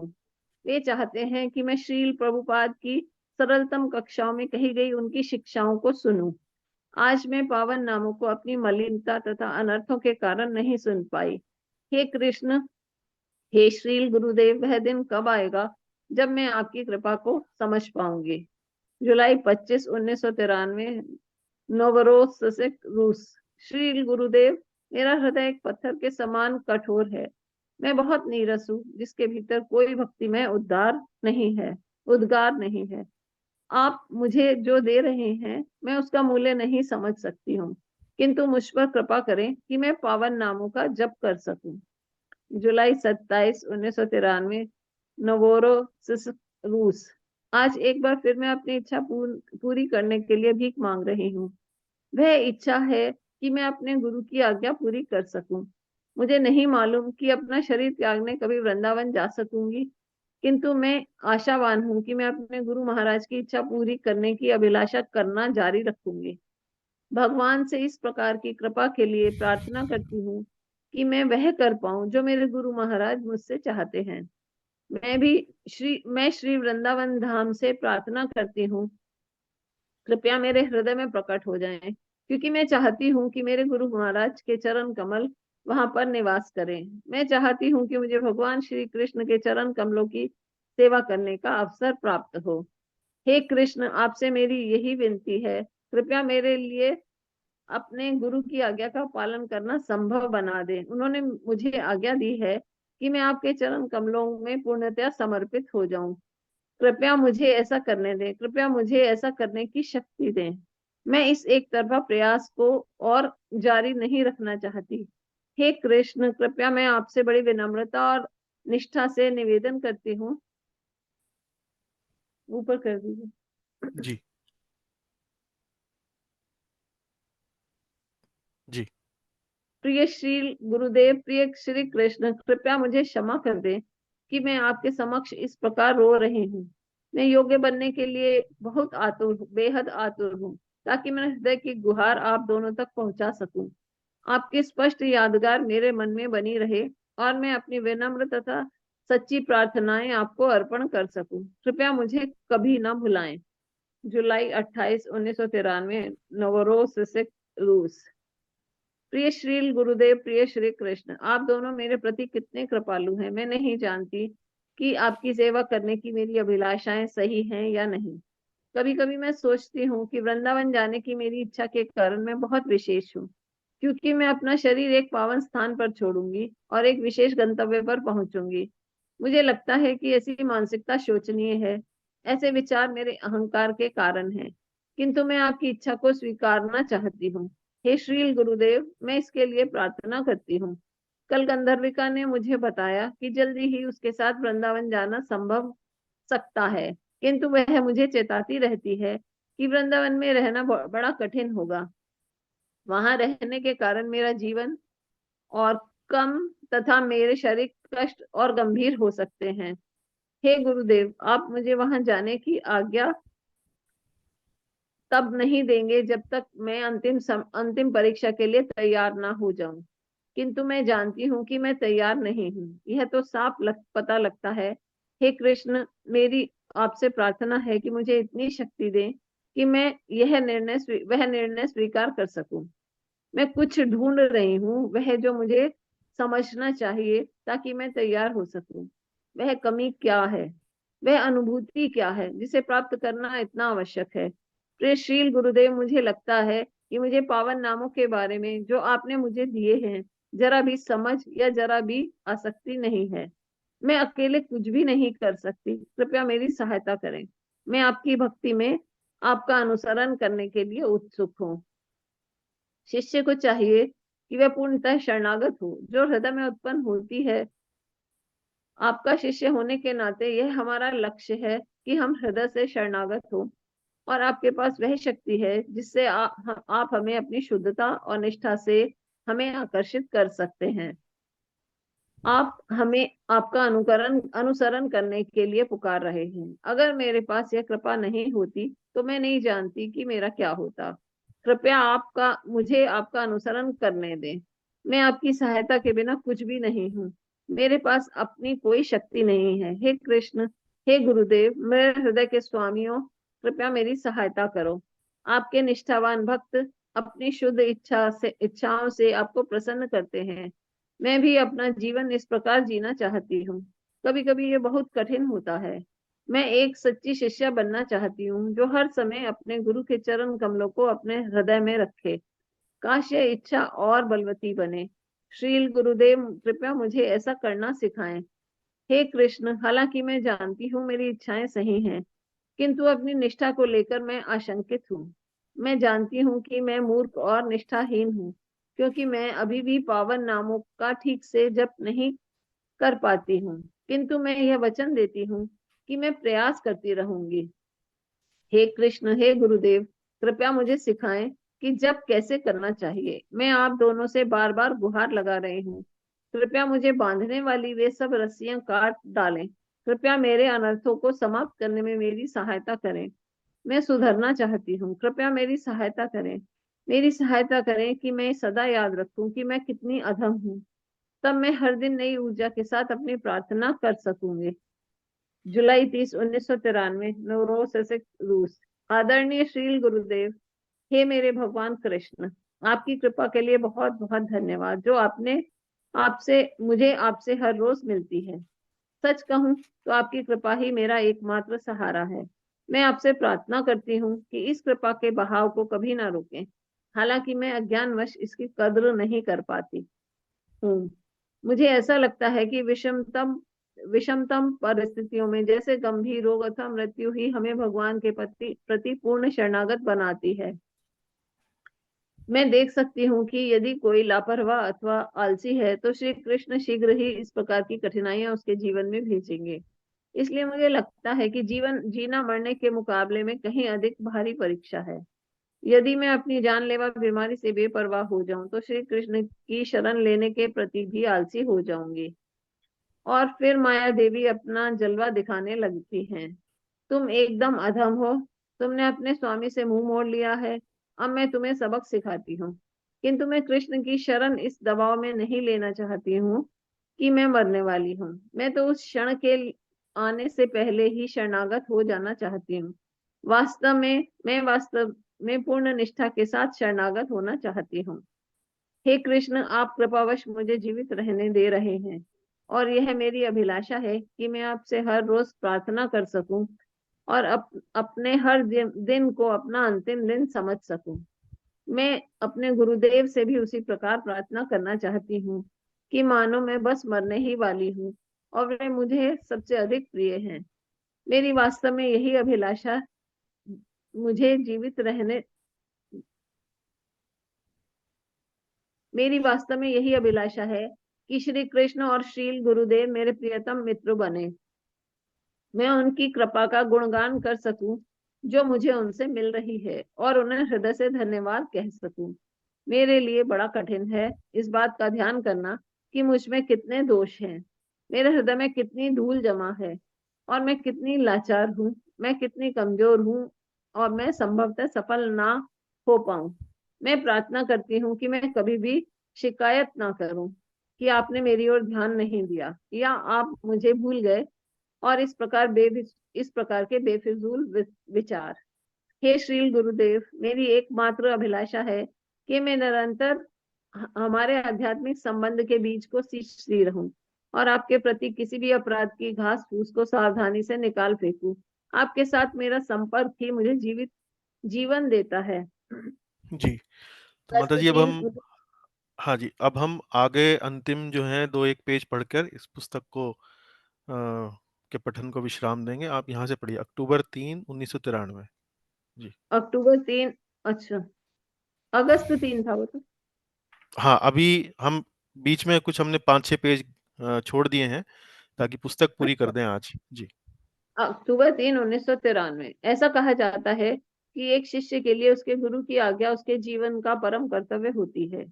न जाने कितनी बार मैंने ये सुना है, परम कर्तव्य और गुरु की आज्ञा में विश्वास। किंतु जब मैं स्वयं को देखती हूँ तो पाती हूँ कि मेरा विश्वास कितना शिथिल और छोटा है। कोई ये कह सकता है कि अपने गुरु से तुम्हें जो निर्देश प्राप्त हुए हैं वे कुछ खास नहीं हैं। ये निर्देश हैं हरे कृष्ण महामंत्र का जप और श्रील प्रभुपाद की पुस्तकों का अध्ययन। किंतु मुझे तो यही निर्देश बड़े महान लगते हैं। इन निर्देशों का पालन करते रहने के लिए मुझे स्वयं को लगातार शुद्ध करते रहना होगा। इस बार जब श्रील गुरुदेव यहाँ आए थे तो मैंने मूर्खतावश उस अवसर का लाभ भी नहीं नहीं उठाया। मैं अपनी बाहरी परिस्थितियों और अपने अशांत मन के कारण असमंजस में थी। हालांकि मैं गुरुदेव के कितना निकट थी, किंतु मैं लगभग बाहरी बनी रहूंगी। मुझे उनके द्वारा दिया गया एक भी लेक्चर याद नहीं है, किंतु गुरुदेव की उपस्थिति की शक्ति मात्र ने भगवान के पावन नामों में मेरे विश्वास को दृढ़ बनाया। अक्टूबर 25, 1993, सेंट पीटर्सबर्ग, रूस। 7 अक्टूबर से मैं यहाँ गंधर्विका के साथ हूँ, जो अपना घर बेचने में व्यस्त है तथा कागज, सर्टिफिकेट, घोषणा पत्र आदि जमा करने में लगी हुई है। वृंदावन जाने में बड़ी कठिनाइयां हैं। मैं स्वयं को तैयार कर रही हूँ कि जो भी हो, मैं उसे भगवान की इच्छा मानकर संतुष्ट हो सकूं। जैसा कि गंधर्विका कह रही थी कि वे एकमात्र वस्तु जो हमारे बस में है वह है सही इच्छा का होना। वह मुझे समझा रही थी कि तुम प्रार्थना करो, हे श्री कृष्ण, मुझे बस आपके चरण कमलों के थोड़ा और नजदीक आने दें। यदि आप नहीं चाहते कि हम वृंदावन आए तो हमें बस आपके चरणों में कोई स्थान दे दें। हमें वृंदावन धाम में कई कठिनाइयों का सामना करना होगा, किंतु उन कठिनाइयों के अतिरिक्त वहां भगवान के बहुत से शुद्ध और पहुंचे हुए भक्त भी होंगे, और वास्तव में उनके पास ही सबसे कीमती खजाना होगा। वे हमारा मार्गदर्शन कर सकते हैं, धाम में प्रवेश करने में सहायता कर सकते हैं, और धाम में वास करने के लिए उचित योग्यता प्रदान कर सकते हैं। वे हर हाल में अपनी अपनी सेवाओं में लगे रहते हैं, और कोई भी गर्व नहीं करते अपने खजाने और कभी भी गर्व नहीं करते अपने खजाने पर। यह खजाना है श्री कृष्ण के चरण कमलों के प्रति अनुराग एवं भक्ति। उनके मन में कभी भी इस खजाने का उपभोग स्वयं के लिए करने की लालसा नहीं रहती। ना ही मुझे घमंड करना चाहिए। मेरी अभिलाषा है कि मैं भगवान को प्रसन्न कर सकूं, उनकी सेवा करूं, ना कि वृंदावन में आनंद भोगूं। हालांकि मेरा हृदय भी अभी भी मलिन है, मुझे भगवान के सामने ऐसे ही उपस्थित होना चाहिए, और इसी अवस्था में भगवान की ओर उनके भक्तों की सेवा करने का अपना भरपूर प्रयास करना चाहिए। मेरे गुरु सावधानी से वृंदावन में मेरा मार्गदर्शन कर सकते हैं। मैं प्रार्थना करती हूँ कि मैं अपनी प्रगति को लेकर घमंड ना करूं, बल्कि शुद्ध बनने का प्रयास करूं, ताकि गुरु और श्री कृष्ण की सेवा निष्ठा पूर्ण कर सकूं। इस प्रकार यह प्रक्रिया निभाते हुए एक दिन मुझे वास्तविक वृंदावन में प्रवेश करने का अवसर मिलेगा, जहां मैं कहाँ चले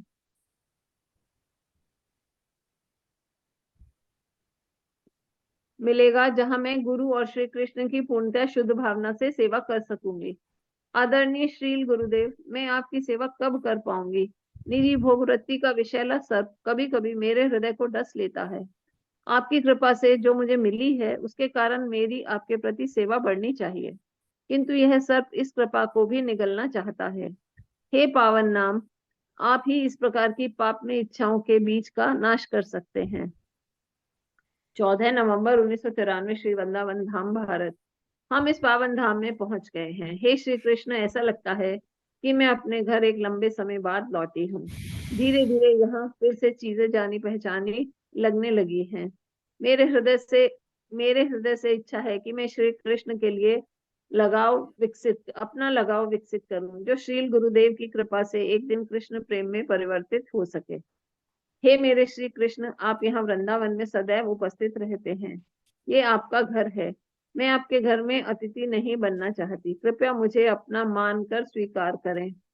मैं आपकी शरण में स्वयं को समर्पित करती हूँ और आपसे प्रार्थना करती हूँ, कृपया मुझे अपना मानकर स्वीकार प्रार्थना करती हूँ, कृपया मुझे शक्ति दें कि मैं आपसे प्रार्थना शुद्ध प्रेम के साथ कर सकूं, क्योंकि मैं ऐसा करने में पूर्णतः अयोग्य हूँ। मैं कितनी मैली हूँ, मुझ पर कृपा करें। आपकी उपस्थिति का अनुभव करना चाहती हूँ। सदा अपने गुरुदेव के चरण कमलों में स्थित रहते हुए अपनी प्रार्थनाओं में मैं आपका यश गान करना चाहती हूँ। 20 नवंबर। कई दिन बीत गए हैं। सब कुछ कितनी तेजी से बदल रहा है। मैं यहाँ कृपा के विशाल सागर से अमृत की बूंदें लपक रही हूँ। 16 नवंबर को हमने श्रील प्रभुपाद तिरोभाव दिवस मनाया और उनके शिष्यों की उपस्थिति के कारण मैं श्रील प्रभुपाद की उपस्थिति अनुभव कर पाई हूँ। मैं यह समझ सकती हूँ कि कैसे श्रील गुरुदेव श्रील प्रभुपाद के निर्देशों के प्रति इतना समर्पित हो पाए हैं और कैसे वे उनके आदेशों को व्यवहारिक रूप दे पाते हैं। श्रील प्रभुपाद सदैव मेरे गुरुदेव की व्यक्तिगत रूप से सहायता करते हैं। वाकई श्रील गुरुदेव सदा श्रील प्रभुपाद के साथ होते हैं। शाम साढ़े 7:20 पर जब श्रील प्रभुपाद ने इस धरा से प्रस्थान किया था, उनके कुछ सन्यासी शिष्य उनकी समाधि के पास पहुंचे, उनकी मूर्ति की परिक्रमा की, फिर उनके निवास की ओर चल दिए। मैं भी वहां गई। वह निवास श्रील प्रभुपाद के शिष्यों से भरा हुआ था। उनको देखकर लगता था मानो श्रील प्रभुपाद वहां उपस्थित हैं। हम वहां कीर्तन कर रहे थे, 16 वर्ष पूर्व हुआ था। मैंने एक माता जी को देखा जो प्रभुपाद की शिष्या हैं और उनके निवास की देखरेख करती है। वे रो रही थी। मैंने गोविंद स्वामी को देखा। वे प्रभुपाद के बिस्तर के किनारे खड़े थे। उन्होंने अपना दंड पकड़ रखा था और अपना मस्तक दंड के सहारे के टिका रखा था। सर्वप्रथम उन्होंने कीर्तन आरंभ किया, तदोपरांत किसी अन्य ने कीर्तन जारी रखा। श्रील प्रभुपाद अब हमारे बीच नहीं है, किंतु वह घटना अब भी उनके शिष्यों के हृदय में हमेशा के लिए बनी हुई है। मैं भी यह भी सोच रही थी कि आज के दिन वे हमारे हृदय में भी आ सकते हैं, यदि हम अन्य भक्तों का संग करते हुए गुरु समान उनके शिष्यों के चरण कमलों के निकट रहेंगे। 11 जनवरी 1994। आदरणीय श्रील गुरुदेव, अपने लिए आपका ध्यान चाहने की गुस्ताखी करने पर कृपया मुझे क्षमा करें। आप इस समय बहुत दूर हैं, किंतु मैं आपके चरण कमलों के निकट से निकट आना चाहती हूँ। यहाँ वृंदावन में न जाने कितने ऐसे लोगों से मिलती हूँ जो आपकी कृपा मुझ तक पहुंचाते रहते हैं। उनका संग लेकर उनके निकट आकर मैं आपके निकट अपने को पाती हूँ। जब भी मैं उनसे सुनती हूँ तो आपकी सेवा करने की मेरी भावना अधिक बलवती हो जाती है। हे गुरुदेव, मैं जानती हूँ कि मैं शुद्ध नहीं हूँ और यह भी कि मैं बहुत मूर्ख हूँ, किंतु मैं इन उत्तम वैष्णवों की सेवा करना चाहती हूँ, क्योंकि ऐसा करने से मैं आपके निकट आने लगती हूँ। कृपया मुझे बताएं कि मैं इनके लिए क्या कर सकती हूँ। मैं आपका बहुत आभार प्रकट करती हूँ कि आपने मुझे यहाँ वृंदावन में रुकने दिया। मैं यहाँ अपना पूरा जीवन बिताना चाहती हूँ और आपकी सेवा करना सीखना चाहती हूँ और शुद्ध होना चाहती हूँ। मेरी अभिलाषा है कि मैं आध्यात्मिक आकाश में स्थित वृंदावन में प्रवेश करने के योग्य बन सकूं। आदरणीय गुरुदेव, मैं आपके चरण कमलों में संपूर्ण आदर के साथ बार बार अपना शीश झुकाती हूँ। जी। चलिए, यही अंतिम पंक्ति थी इस पुस्तक की। आपका बहुत बहुत धन्यवाद पूर्णिमा माता जी। आपने नहीं बड़ा प्रभु जी, ऐसा साहस कुछ नहीं। दिखाया। नहीं नहीं, हाँ, ऐसा कुछ नहीं। जी। अ, अ, चलिए, बहुत बहुत धन्यवाद। पर भक्तों की कुछ प्रतिक्रिया लेना चाहेंगे। आशा है पाठ जो है आप उसके साथ साथ रहे होंगे और समझ रहे होंगे कि क्या बोला जा रहा है। तो कुछ एक दो भक्त अपनी प्रतिक्रिया देना चाहेंगे कि पुस्तक के कारण आपको कैसा लगा, आप आपके क्या अनुभव रहे पुस्तक को पढ़ने के। ब्रजलीला माता जी के बारे में, उनकी डायरी और जो श्रद्धांजलियां अर्पित की गई, उनको लेकर आप क्या कहना चाहेंगे? कुछ मन में आप कुछ। वो तो बहुत ही ऊंचे स्तर के भगत हैं, हम तो अभी पहली सीढ़ी पे भी नहीं है। जी, जी। तो बार बार देखिए कि हर जगह आप विनम्रता, हर जगह अपने आप को एक असहाय होने की भावना, हर जगह प्रभुपाद जी के निर्देशों का पालन करने का एक तरीके से अपने आप को स्मरण कराना। हाँ, तो गुरु के प्रति कर्तव्य भावना, गुरु के प्रति एक प्रकार से समर्पण की भावना। तो पूरी की पूरी जो ये पुस्तक है, ये इन्हीं सब विचारों से भरी हुई है। और कैसे एक मृत्यु का जो एक घटनाक्रम है, वो हमें वास्तव में सोचने पर मजबूर कर देता है कि अंततोगत्वा एक दिन हमारे साथ भी ये सब होना है। और संभवतः हम उस अनुभव से भाग रहे हैं या आंख बंद कर चुके हैं कि भाई शायद हमारे साथ नहीं होगा। तो इन्हीं सब बातों से ये पुस्तक भरी हुई है। और आशा है कि इसने आपको भी अ, स्मरण कराया होगा कि भाई देखिए, शायद अभी भी और गंभीर होने की आवश्यकता है और हम गंभीर बन सकते हैं, संभावना है, जगह बाकी है कि थोड़ा और गंभीर बना जाए। तो मुझे तो ये पुस्तक पढ़कर इसी प्रकार के भाव और विचार आते हैं। तो अन्य कोई भक्त अपने विचार व्यक्त करना चाहेंगे? रविंद्र प्रभु, आपका, आपकी कुछ टिप्पणियां, टीका टिप्पणियां आपकी कोई?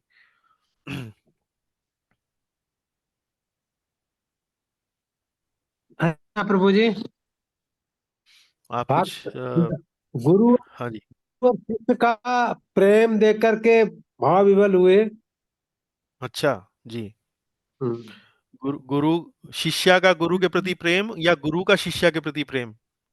शिष्या का, दोनों का ही है। शिष्य गुरु का भी प्रेम शिष्या के प्रति और शिष्या का भी गुरु के प्रति, दोनों का जी, प्रेम इतना जो है जी। आज के समय में बड़ा इम्पॉसिबल सा हम्म। लगता है। कम बड़ा ही लोग इम्पॉसिबल मिलते सा हैं। लगता है। जी। हम्म। और देखने वाली बात है कि गुरु जो है वो उनकी जो मातृभूमि है वो अमेरिका देश है, और शिष्या की गुरु भूमि, शिष्या की जो जन्मभूमि है वो रूस है। हम्म। हाँ फिर और हम सही। लोग भारतीय लोग, और हम भारतीय लोग जो यहाँ भारत में बैठे हैं, वो एक अमेरिकी गुरु और रूसी शिष्या की कथा पढ़कर एक तरह से प्रेरणा ले रहे हैं। प्रेरणा नहीं। जी। बिल्कुल तो सही बात। हम्म। तो बहुत ही ये वास्तव बहुत ही में। गहन प्रेम, बहुत ही गहन जी। प्रेम। हाँ जी, बहुत ही ज्ञान प्रेम। हम्म। चलिए, और पूछते हैं रीटा कठुरिया माता जी, आप कुछ कहना चाहेंगी? हरे कृष्णा प्रभु जी। हाँ जी। बहुत ही सुंदर थी ब्रजलीला जी की कथा जो कथा। हमने अभी सुनी। बहुत जी। सुंदर थी, मतलब भाव विभोर कर दिया। मैं तो मतलब खो गई थी उसमें बिल्कुल जी। ही सुनते सुनते प्रभु जी। मतलब इतना भाव विभोर हो गई थी मैं, और मतलब आंखों से आंसू टपक रहे थे मेरे। और हम्म। क्योंकि इतना शुद्ध प्रेम, मतलब भगवान, मतलब अपने गुरु के लिए और भगवान के लिए, दोनों के लिए दिखाया उन्होंने ब्रजलीला जी ने। और हम्म। इतना ही प्रेम, शुद्ध प्रेम जो है गुरु ने भी दिखाया अपनी शिष्या के लिए। और भगवान हम्म। ने भी उनका कितना साथ दिया कि उनको फोन आ गया कि आप जाइए हम्म। वृंदावन, क्योंकि वो चाह रही थी जी। कि वृंदावन आए मेरे गुरु और मैं प्राण त्यागूं। तो जी। उनके सब तरफ से भगवान ने भी साथ दिया, क्योंकि भगवान की इच्छा के बिना तो एक पत्ता नहीं हिल सकता। तो भगवान ने जी। ही उनका साथ दिया, क्योंकि गुरु ने भी ऐसी इच्छा करी कि मैं जाऊं वृंदावन। तो भगवान ने कहा जी। कि ठीक है जाओ आप, और उनका जो है अंतिम समय निकट आ गया, तो आप उनके सामने जी। रहो ताकि उनको भी जी। जी। सांत्वना रहे। तो जी। बहुत ही मतलब दिल को छूने वाली थी मर्म प्रभु जी, मर्म बहुत। स्पर्शी, मर्म स्पर्शी, जी। हृदय, जी। हृदय की संवेदनाओं को भीतर से झकझोर देने वाली। जी प्रभु जी, जी। जी बिल्कुल। जी। चलिए, बहुत बहुत धन्यवाद, धन्यवाद आपकी बड़ी आपका सुंदर प्रभु जी। टिप्पणी। जी। आपका बहुत बहुत धन्यवाद प्रभु जी, इतनी अच्छी आपने धन्यवाद। हमारे को जानकारी करवाई, जी। इससे पढ़वाया जो हमारे से, बहुत अच्छा प्रभु जी। जी, बहुत बहुत धन्यवाद। उषा माता जी, आप इस सब कार्यक्रम की सूत्रधार आप ही हैं। आप भी कुछ टिप्पणी दीजिए। आप बताइए, आपको आपका अनुभव कैसा रहा? बहुत अच्छा रहा अनुभव प्रभु जी। ये कथा आप। सुन के तो हमें लगा कि भी हम लोग तो अभी कहीं पर भी नहीं है। हाँ जी। जी। चलिए, आपकी ऐसी भावना है, आपका ऐसा अनुभव है, अनुभूति है, तो बड़ी अनुकरणीय बात है, बड़ी सुंदर बात है जी। लेकिन जो आप चाह रही थी कि हम इस प्रकार की कक्षाएं करें, तो वो आपकी मनोकामना पूरी हो पाई हमारे इस छोटे हाँ से जी प्रयास प्रभु जी, से? हाँ जी, हाँ जी। बहुत अच्छा, बहुत अच्छा। धन्यवाद। जी, धन्यवाद। तो फिर इस प्रकार की कक्षाएं बीच बीच में हम करते रहें, अपना ये जो हमारा रेगुलर प्रोग्राम है, पुस्तकों को पढ़ने का, उपदेशामृत, भक्ति रसामृत सिंधु, तो बीच बीच में इस प्रकार की पुस्तकें या इस प्रकार का अगर हमें कोई शीर्षक मिलता है, टॉपिक मिलता है, तो क्या हम आपका अनुमोदन है, कक्षा का अनुमोदन है हमें, कि हम ऐसी ये प्रभु जी, कक्षाएं ये वो तो करते रहें बीच बीच में? आप, बहुत ये तो बहुत सब अच्छा है। भक्त जो हैं उनकी बात है ना। माफ कीजिए, दोबारा बताइए। मैं, मैं कह रही हूँ ये जो और भी भक्त हैं, हम ऑनलाइन हैं, तो वो तो सबकी इच्छा के ऊपर है ना। हाँ, सबकी इच्छा ही पूछ रहा हूं मैं, आपकी तो है ही। सुबोध जी ने भी अपना अनुमोदन दिया, और अ, अन्य भक्तों से भी थोड़ा सा जानना चाहूंगा कि भाई कैसा रहा आपका अनुभव, इस प्रकार से बीच में थोड़ी देर के लिए या कुछ एक दो सत्र हम इस प्रकार की पुस्तकों का पाठ करें, या उनका उनके ऊपर चर्चा करें। हरे कर कृष्ण। सकते हैं प्रभु जी। कर सकते हैं राकेश जी? ये कर सकते हैं प्रभु जी, बहुत हाँ। प्रेरणादायक है, और विभिन्न तरह के एक हमें वो मिलते हैं विचार, जी। जी। करतार प्रभु जी भी कुछ बोल रहे थे, विभिन्न तरह प्रभु के। जी। हाँ जी। जी जी, दंडवत। दंडवत जी। हाँ, नहीं, बहुत हम्म। अच्छा है। थोड़ा सा इसमें जो मजा आता है सुनने में, कि एक हम्म। जिज्ञासु की, एक पात्र की आखिरी इच्छा और आखिरी क्या क्या हो सकती हैं एक्सपेक्टेशन, गुरु से, हम्म। डिवोटियों से, सबसे, परमात्मा से, अपने आप से। तो it was a really very very enlightening. क्यों कई बार हम्म। मैं इमेजिन करता रहता हूँ, कई बार, कि हम्म। भाई ऐसे होगा तो कैसे होगा, और हम्म। ऐसे हो तो अच्छा होगा। तो हम्म। ऐसे कई भक्तों की बातें, कहानियां सुन के, जीवन शैली सुन के, हम्म। पढ़ के बहुत किस्म का आनंद आता है कि जी। भी जी। ये जी। कितने भाग्यशाली हैं जी। कि इनको ऐसे गुरु मिले, ऐसे हम्म। हम डिवोटी मिले, ऐसा हम्म। एटमॉस्फेयर मिला, ऐसा वो हम्म। मिला। ना कि वो उसकी तरह कि वो मरने टाइम पर ही उसने नारायण बोला और फिर भी कृपा होगी उसको। हाँ तो जी। वो उससे तो ये बहुत वो है ना। जी। जी। जी।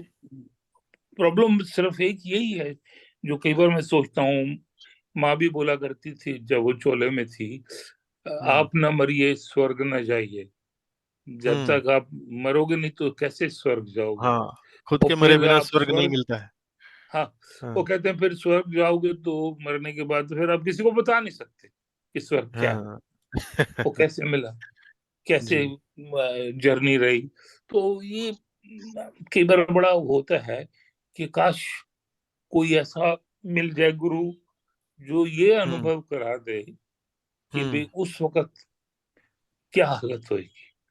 जी जी जी। तो तो कई बार मैं ये मन में आपकी आपकी बात को ही थोड़ा सा आगे बढ़ा के कह रहा हूँ कि गुरु महाराज तो अभी भी हैं और आप भी जी आपके लिए भी वो उतने ही एक तरीके से आतुर हैं। आप सब लोगों को अपनी एक तरह से शरण में लेने के लिए या शरणागति देने के लिए।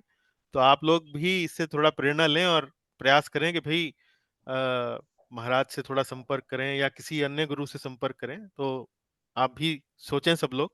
जी। ना, ये तो देखिए वो तो पुरुषार्थ तो करना ही पड़ेगा हाँ जी, हाँ जी, अपना। आपने बहुत उत्तम बात कही। इसमें पुस्तक में भी एक जगह आया है कि भाई हम लोग तो सिर्फ बाहर से सहायता कर सकते थे, लेकिन उसे अपना जहाज खुद उड़ाना था, जी खुद ही जी उसे जी प्रयास करना था। हम लोग तो बाहर कीर्तन कर लेंगे, कोई चित्र पकड़ के खड़ा हो जाएगा, कोई गंगा जल डाल देगा, तुलसी का पत्ता डाल देगा, कोई ना कोई इस प्रकार का कार्य कर लेगा, लेकिन अंततः वो मनोबल और वो जो शक्ति है वो तो खुद के भीतर से ही आनी है। जहाज अपना सबको अंत समय में खुद ही उड़ाना है। ना जी कोई जी किसी जी का पिता काम आएगा, ना किसी की माता काम आएगी, ना पत्नी काम आएंगे, ना बच्चे काम आएंगे, ना पति काम आएगा। जहाज वो खुद ही उड़ाना है। थोड़ा नहीं, सहायता हो सकती है बाहर से। गुरु की शिक्षा तो हाँ, गुरु की शिक्षा जी, काम वो आती है। वो भी तो वो तो आप ही को तो स्वीकार करके उस पर चलना तो आप ही को पड़ेगा ना। गुरु हाँ, तो वो शिक्षा सभी तो को दे रहे हैं। जी गुरु तो जी शिक्षा जी सभी को दे रहे हैं, लेकिन हाँ चलना जी तो हमें ही पड़ेगा। वो हाँ, वो नहीं वो तो प्रयास तो है। हमें ही करना पड़ेगा। हाँ जी हाँ जी, पुरुषार्थ, जी सिंसियर एफर्ट्स, जी sincere you know surrender to guru. जी It should be sincere, it should be honest. जी जी क्यों, जी। गुरु चाहता ही क्या है, आप हमारे से हम्म क्या चाहते हो, प्रेम और विश्वास। जी। चलिए, किरीट प्रभु जी जी वॉशिंगटन से आप जुड़ रहे हैं हमारे साथ। आप कुछ आप कुछ बोलना चाहेंगे? आप क्या आपने कक्षा सुन पाए आप ठीक से? कुछ विचार देना चाहेंगे? मेरा ख्याल शायद वो इस वक्त उपस्थित नहीं है वहां पर। Are you asking me? हाँ किरीट जी, हाँ जी, मैं आप ही से पूछ रहा था। Acha, acha, ji. acha. I'm sorry. I नहीं नहीं। actually I हाँ joined. This is the first time I joined the class with this जी। book. I'm not sure. It is about okay. the personal experience of one of the devotees. हाँ जी And okay, ji. so Yeah, so this book has been written on a real story. The author of this book is my own spiritual master, Srila Indradimna Swami Guru Maharaj. He's my own spiritual master. So he okay. wrote this book several years ago on the narrating the story of the a very young disciple of Gurudev. Her name is Vrajlila Dasi. She was a Russian-born lady, and she was suffering from blood cancer and hardly 20 years old and so on. And she left her body in Vrindavan. And this book is all about narrating the story of how actually she left. She really desired and aspired that her spiritual master be with her at the time of his passing away, and it was the will of the Lord, and it so happened, it was so arranged that the moment he she wanted to leave the body, only for that particular window, that 1 or 2 days, Gurudev was available next to her and assisted her in passing in her passing away. So Oh, after that, there were some offerings, some Shraddhanjalis, and then there are some reading from the diaries from this beautiful devotee lady, Vrajlila Mataji. So wow. I will once again post this PDF on the WhatsApp group, and it is Okay. very inspiring. It inspires us not only to face death, gives presents an example. हमारे सामने उदाहरण प्रस्तुत करती है कथा के मृत्यु के समय हमें कैसे उसका सामना करना है, बल्कि मृत्यु से पहले उसकी तैयारी कैसे करनी है वो भी हमें समझाती है। कैसे गुरु को स्वीकार करना है, कैसे उनकी सेवा करनी है, कैसे प्रभुपाद जी की जो शिक्षाएं हैं उन पर चलना है, श्री कृष्ण की शिक्षाएं हैं उन पर चलना है। तो ये छोटी सी पुस्तक बहुत ही कम पृष्ठों में, लेकिन एक बड़ा महत्वपूर्ण गंभीर संदेश हम सबको दे रही है जी। तो इसी के साथ आज की हाँ जी, इस कक्षा को हम विराम देते हैं। प्रभु जी, आप आपका सबको अनुवाद बहुत सुंदर था इसका। अच्छा, अनुवाद बहुत ही धन्यवाद जी। नेचुरल था प्रभु जी। ऐसा लग जी नहीं रहा था कि इंग्लिश से हिंदी को ट्रांसलेट किया गया। जी Seems बहुत बहुत like धन्यवाद। it's a very, very touching story. Very yes sir, touching. Yes sir, yes sir. It kind of melts your heart, especially melt your heart. when the person doesn't see any hope of life because of the cancer. It is always right, always a person या has to be really mentally strong mentally and strong, right, या right. And I and think and the process of bhakti gives you that strength. Process of definitely. bhakti gives you that strength. That is actually the main message. That actually inspires us to accept the process with more deeper conviction. एक बड़े गंभीरता के साथ हमें ये जो प्रक्रिया है भक्ति की, उसे स्वीकार करने की प्रेरणा ये पुस्तक हमें देती है जी। Plus the networking of the gurus and the devotees and Disciples. the temple and the society, friends, family, all that is very, very, very, very helpful. And Right. how to take it, these Correct. kind of final Correct. months or final moments. Correct, sir. This Yeah. is very nice. I'll definitely look forward for your PDF posting, and we'll try to read it. Yes, sir. Okay. Thank you so much. Thank you. Thank you so much, sir. Thank you very much. Okay. Thank you everyone. आप सभी लोगों का, सभी भक्तों को बहुत बहुत धन्यवाद जी। अगली कक्षा, हाँ जी, अगली कक्षा अगले बुधवार को हमारा करने का पूरा योजना है, पर किंतु मेरे जो गुरुदेव हैं वो बेंगलोर आ रहे हैं एक डेढ़ हफ्ते के लिए। तो विभिन्न सेवाओं में होने के कारण संभवतः मैं कक्षा वो कर पाऊंगा नहीं कर पाऊंगा, अभी मुझे इसका पूरा विश्वास नहीं है। तो किसी कारण से यदि हम कक्षा नहीं कर पाए तो मैं नोटिस भेजूंगा, और अगर आपको इस प्रकार का कोई नोटिस नहीं मिलता है तो समझ लीजिए कि कक्षा की जाएगी, उसको आयोजित किया जाए। तो आप सभी का इसके साथ बहुत बहुत धन्यवाद, और फिर मिलेंगे जी। धन्यवाद। हरे हरे कृष्ण। कृष्ण। हरे जय श्री कृष्णा राधे प्रभु कृष्ण जी। ठाकुर जी। जय श्री हरे राधे कृष्णा कृष्ण। प्रभु जी, वंडरफुल पूर्णिमा क्लास। माता जी का भी बहुत बहुत धन्यवाद, आपने बड़ा सुंदर पाठ किया जी। नहीं सर, शर्मिंदा मत करिए। हरे कृष्णा प्रभु नहीं, जी।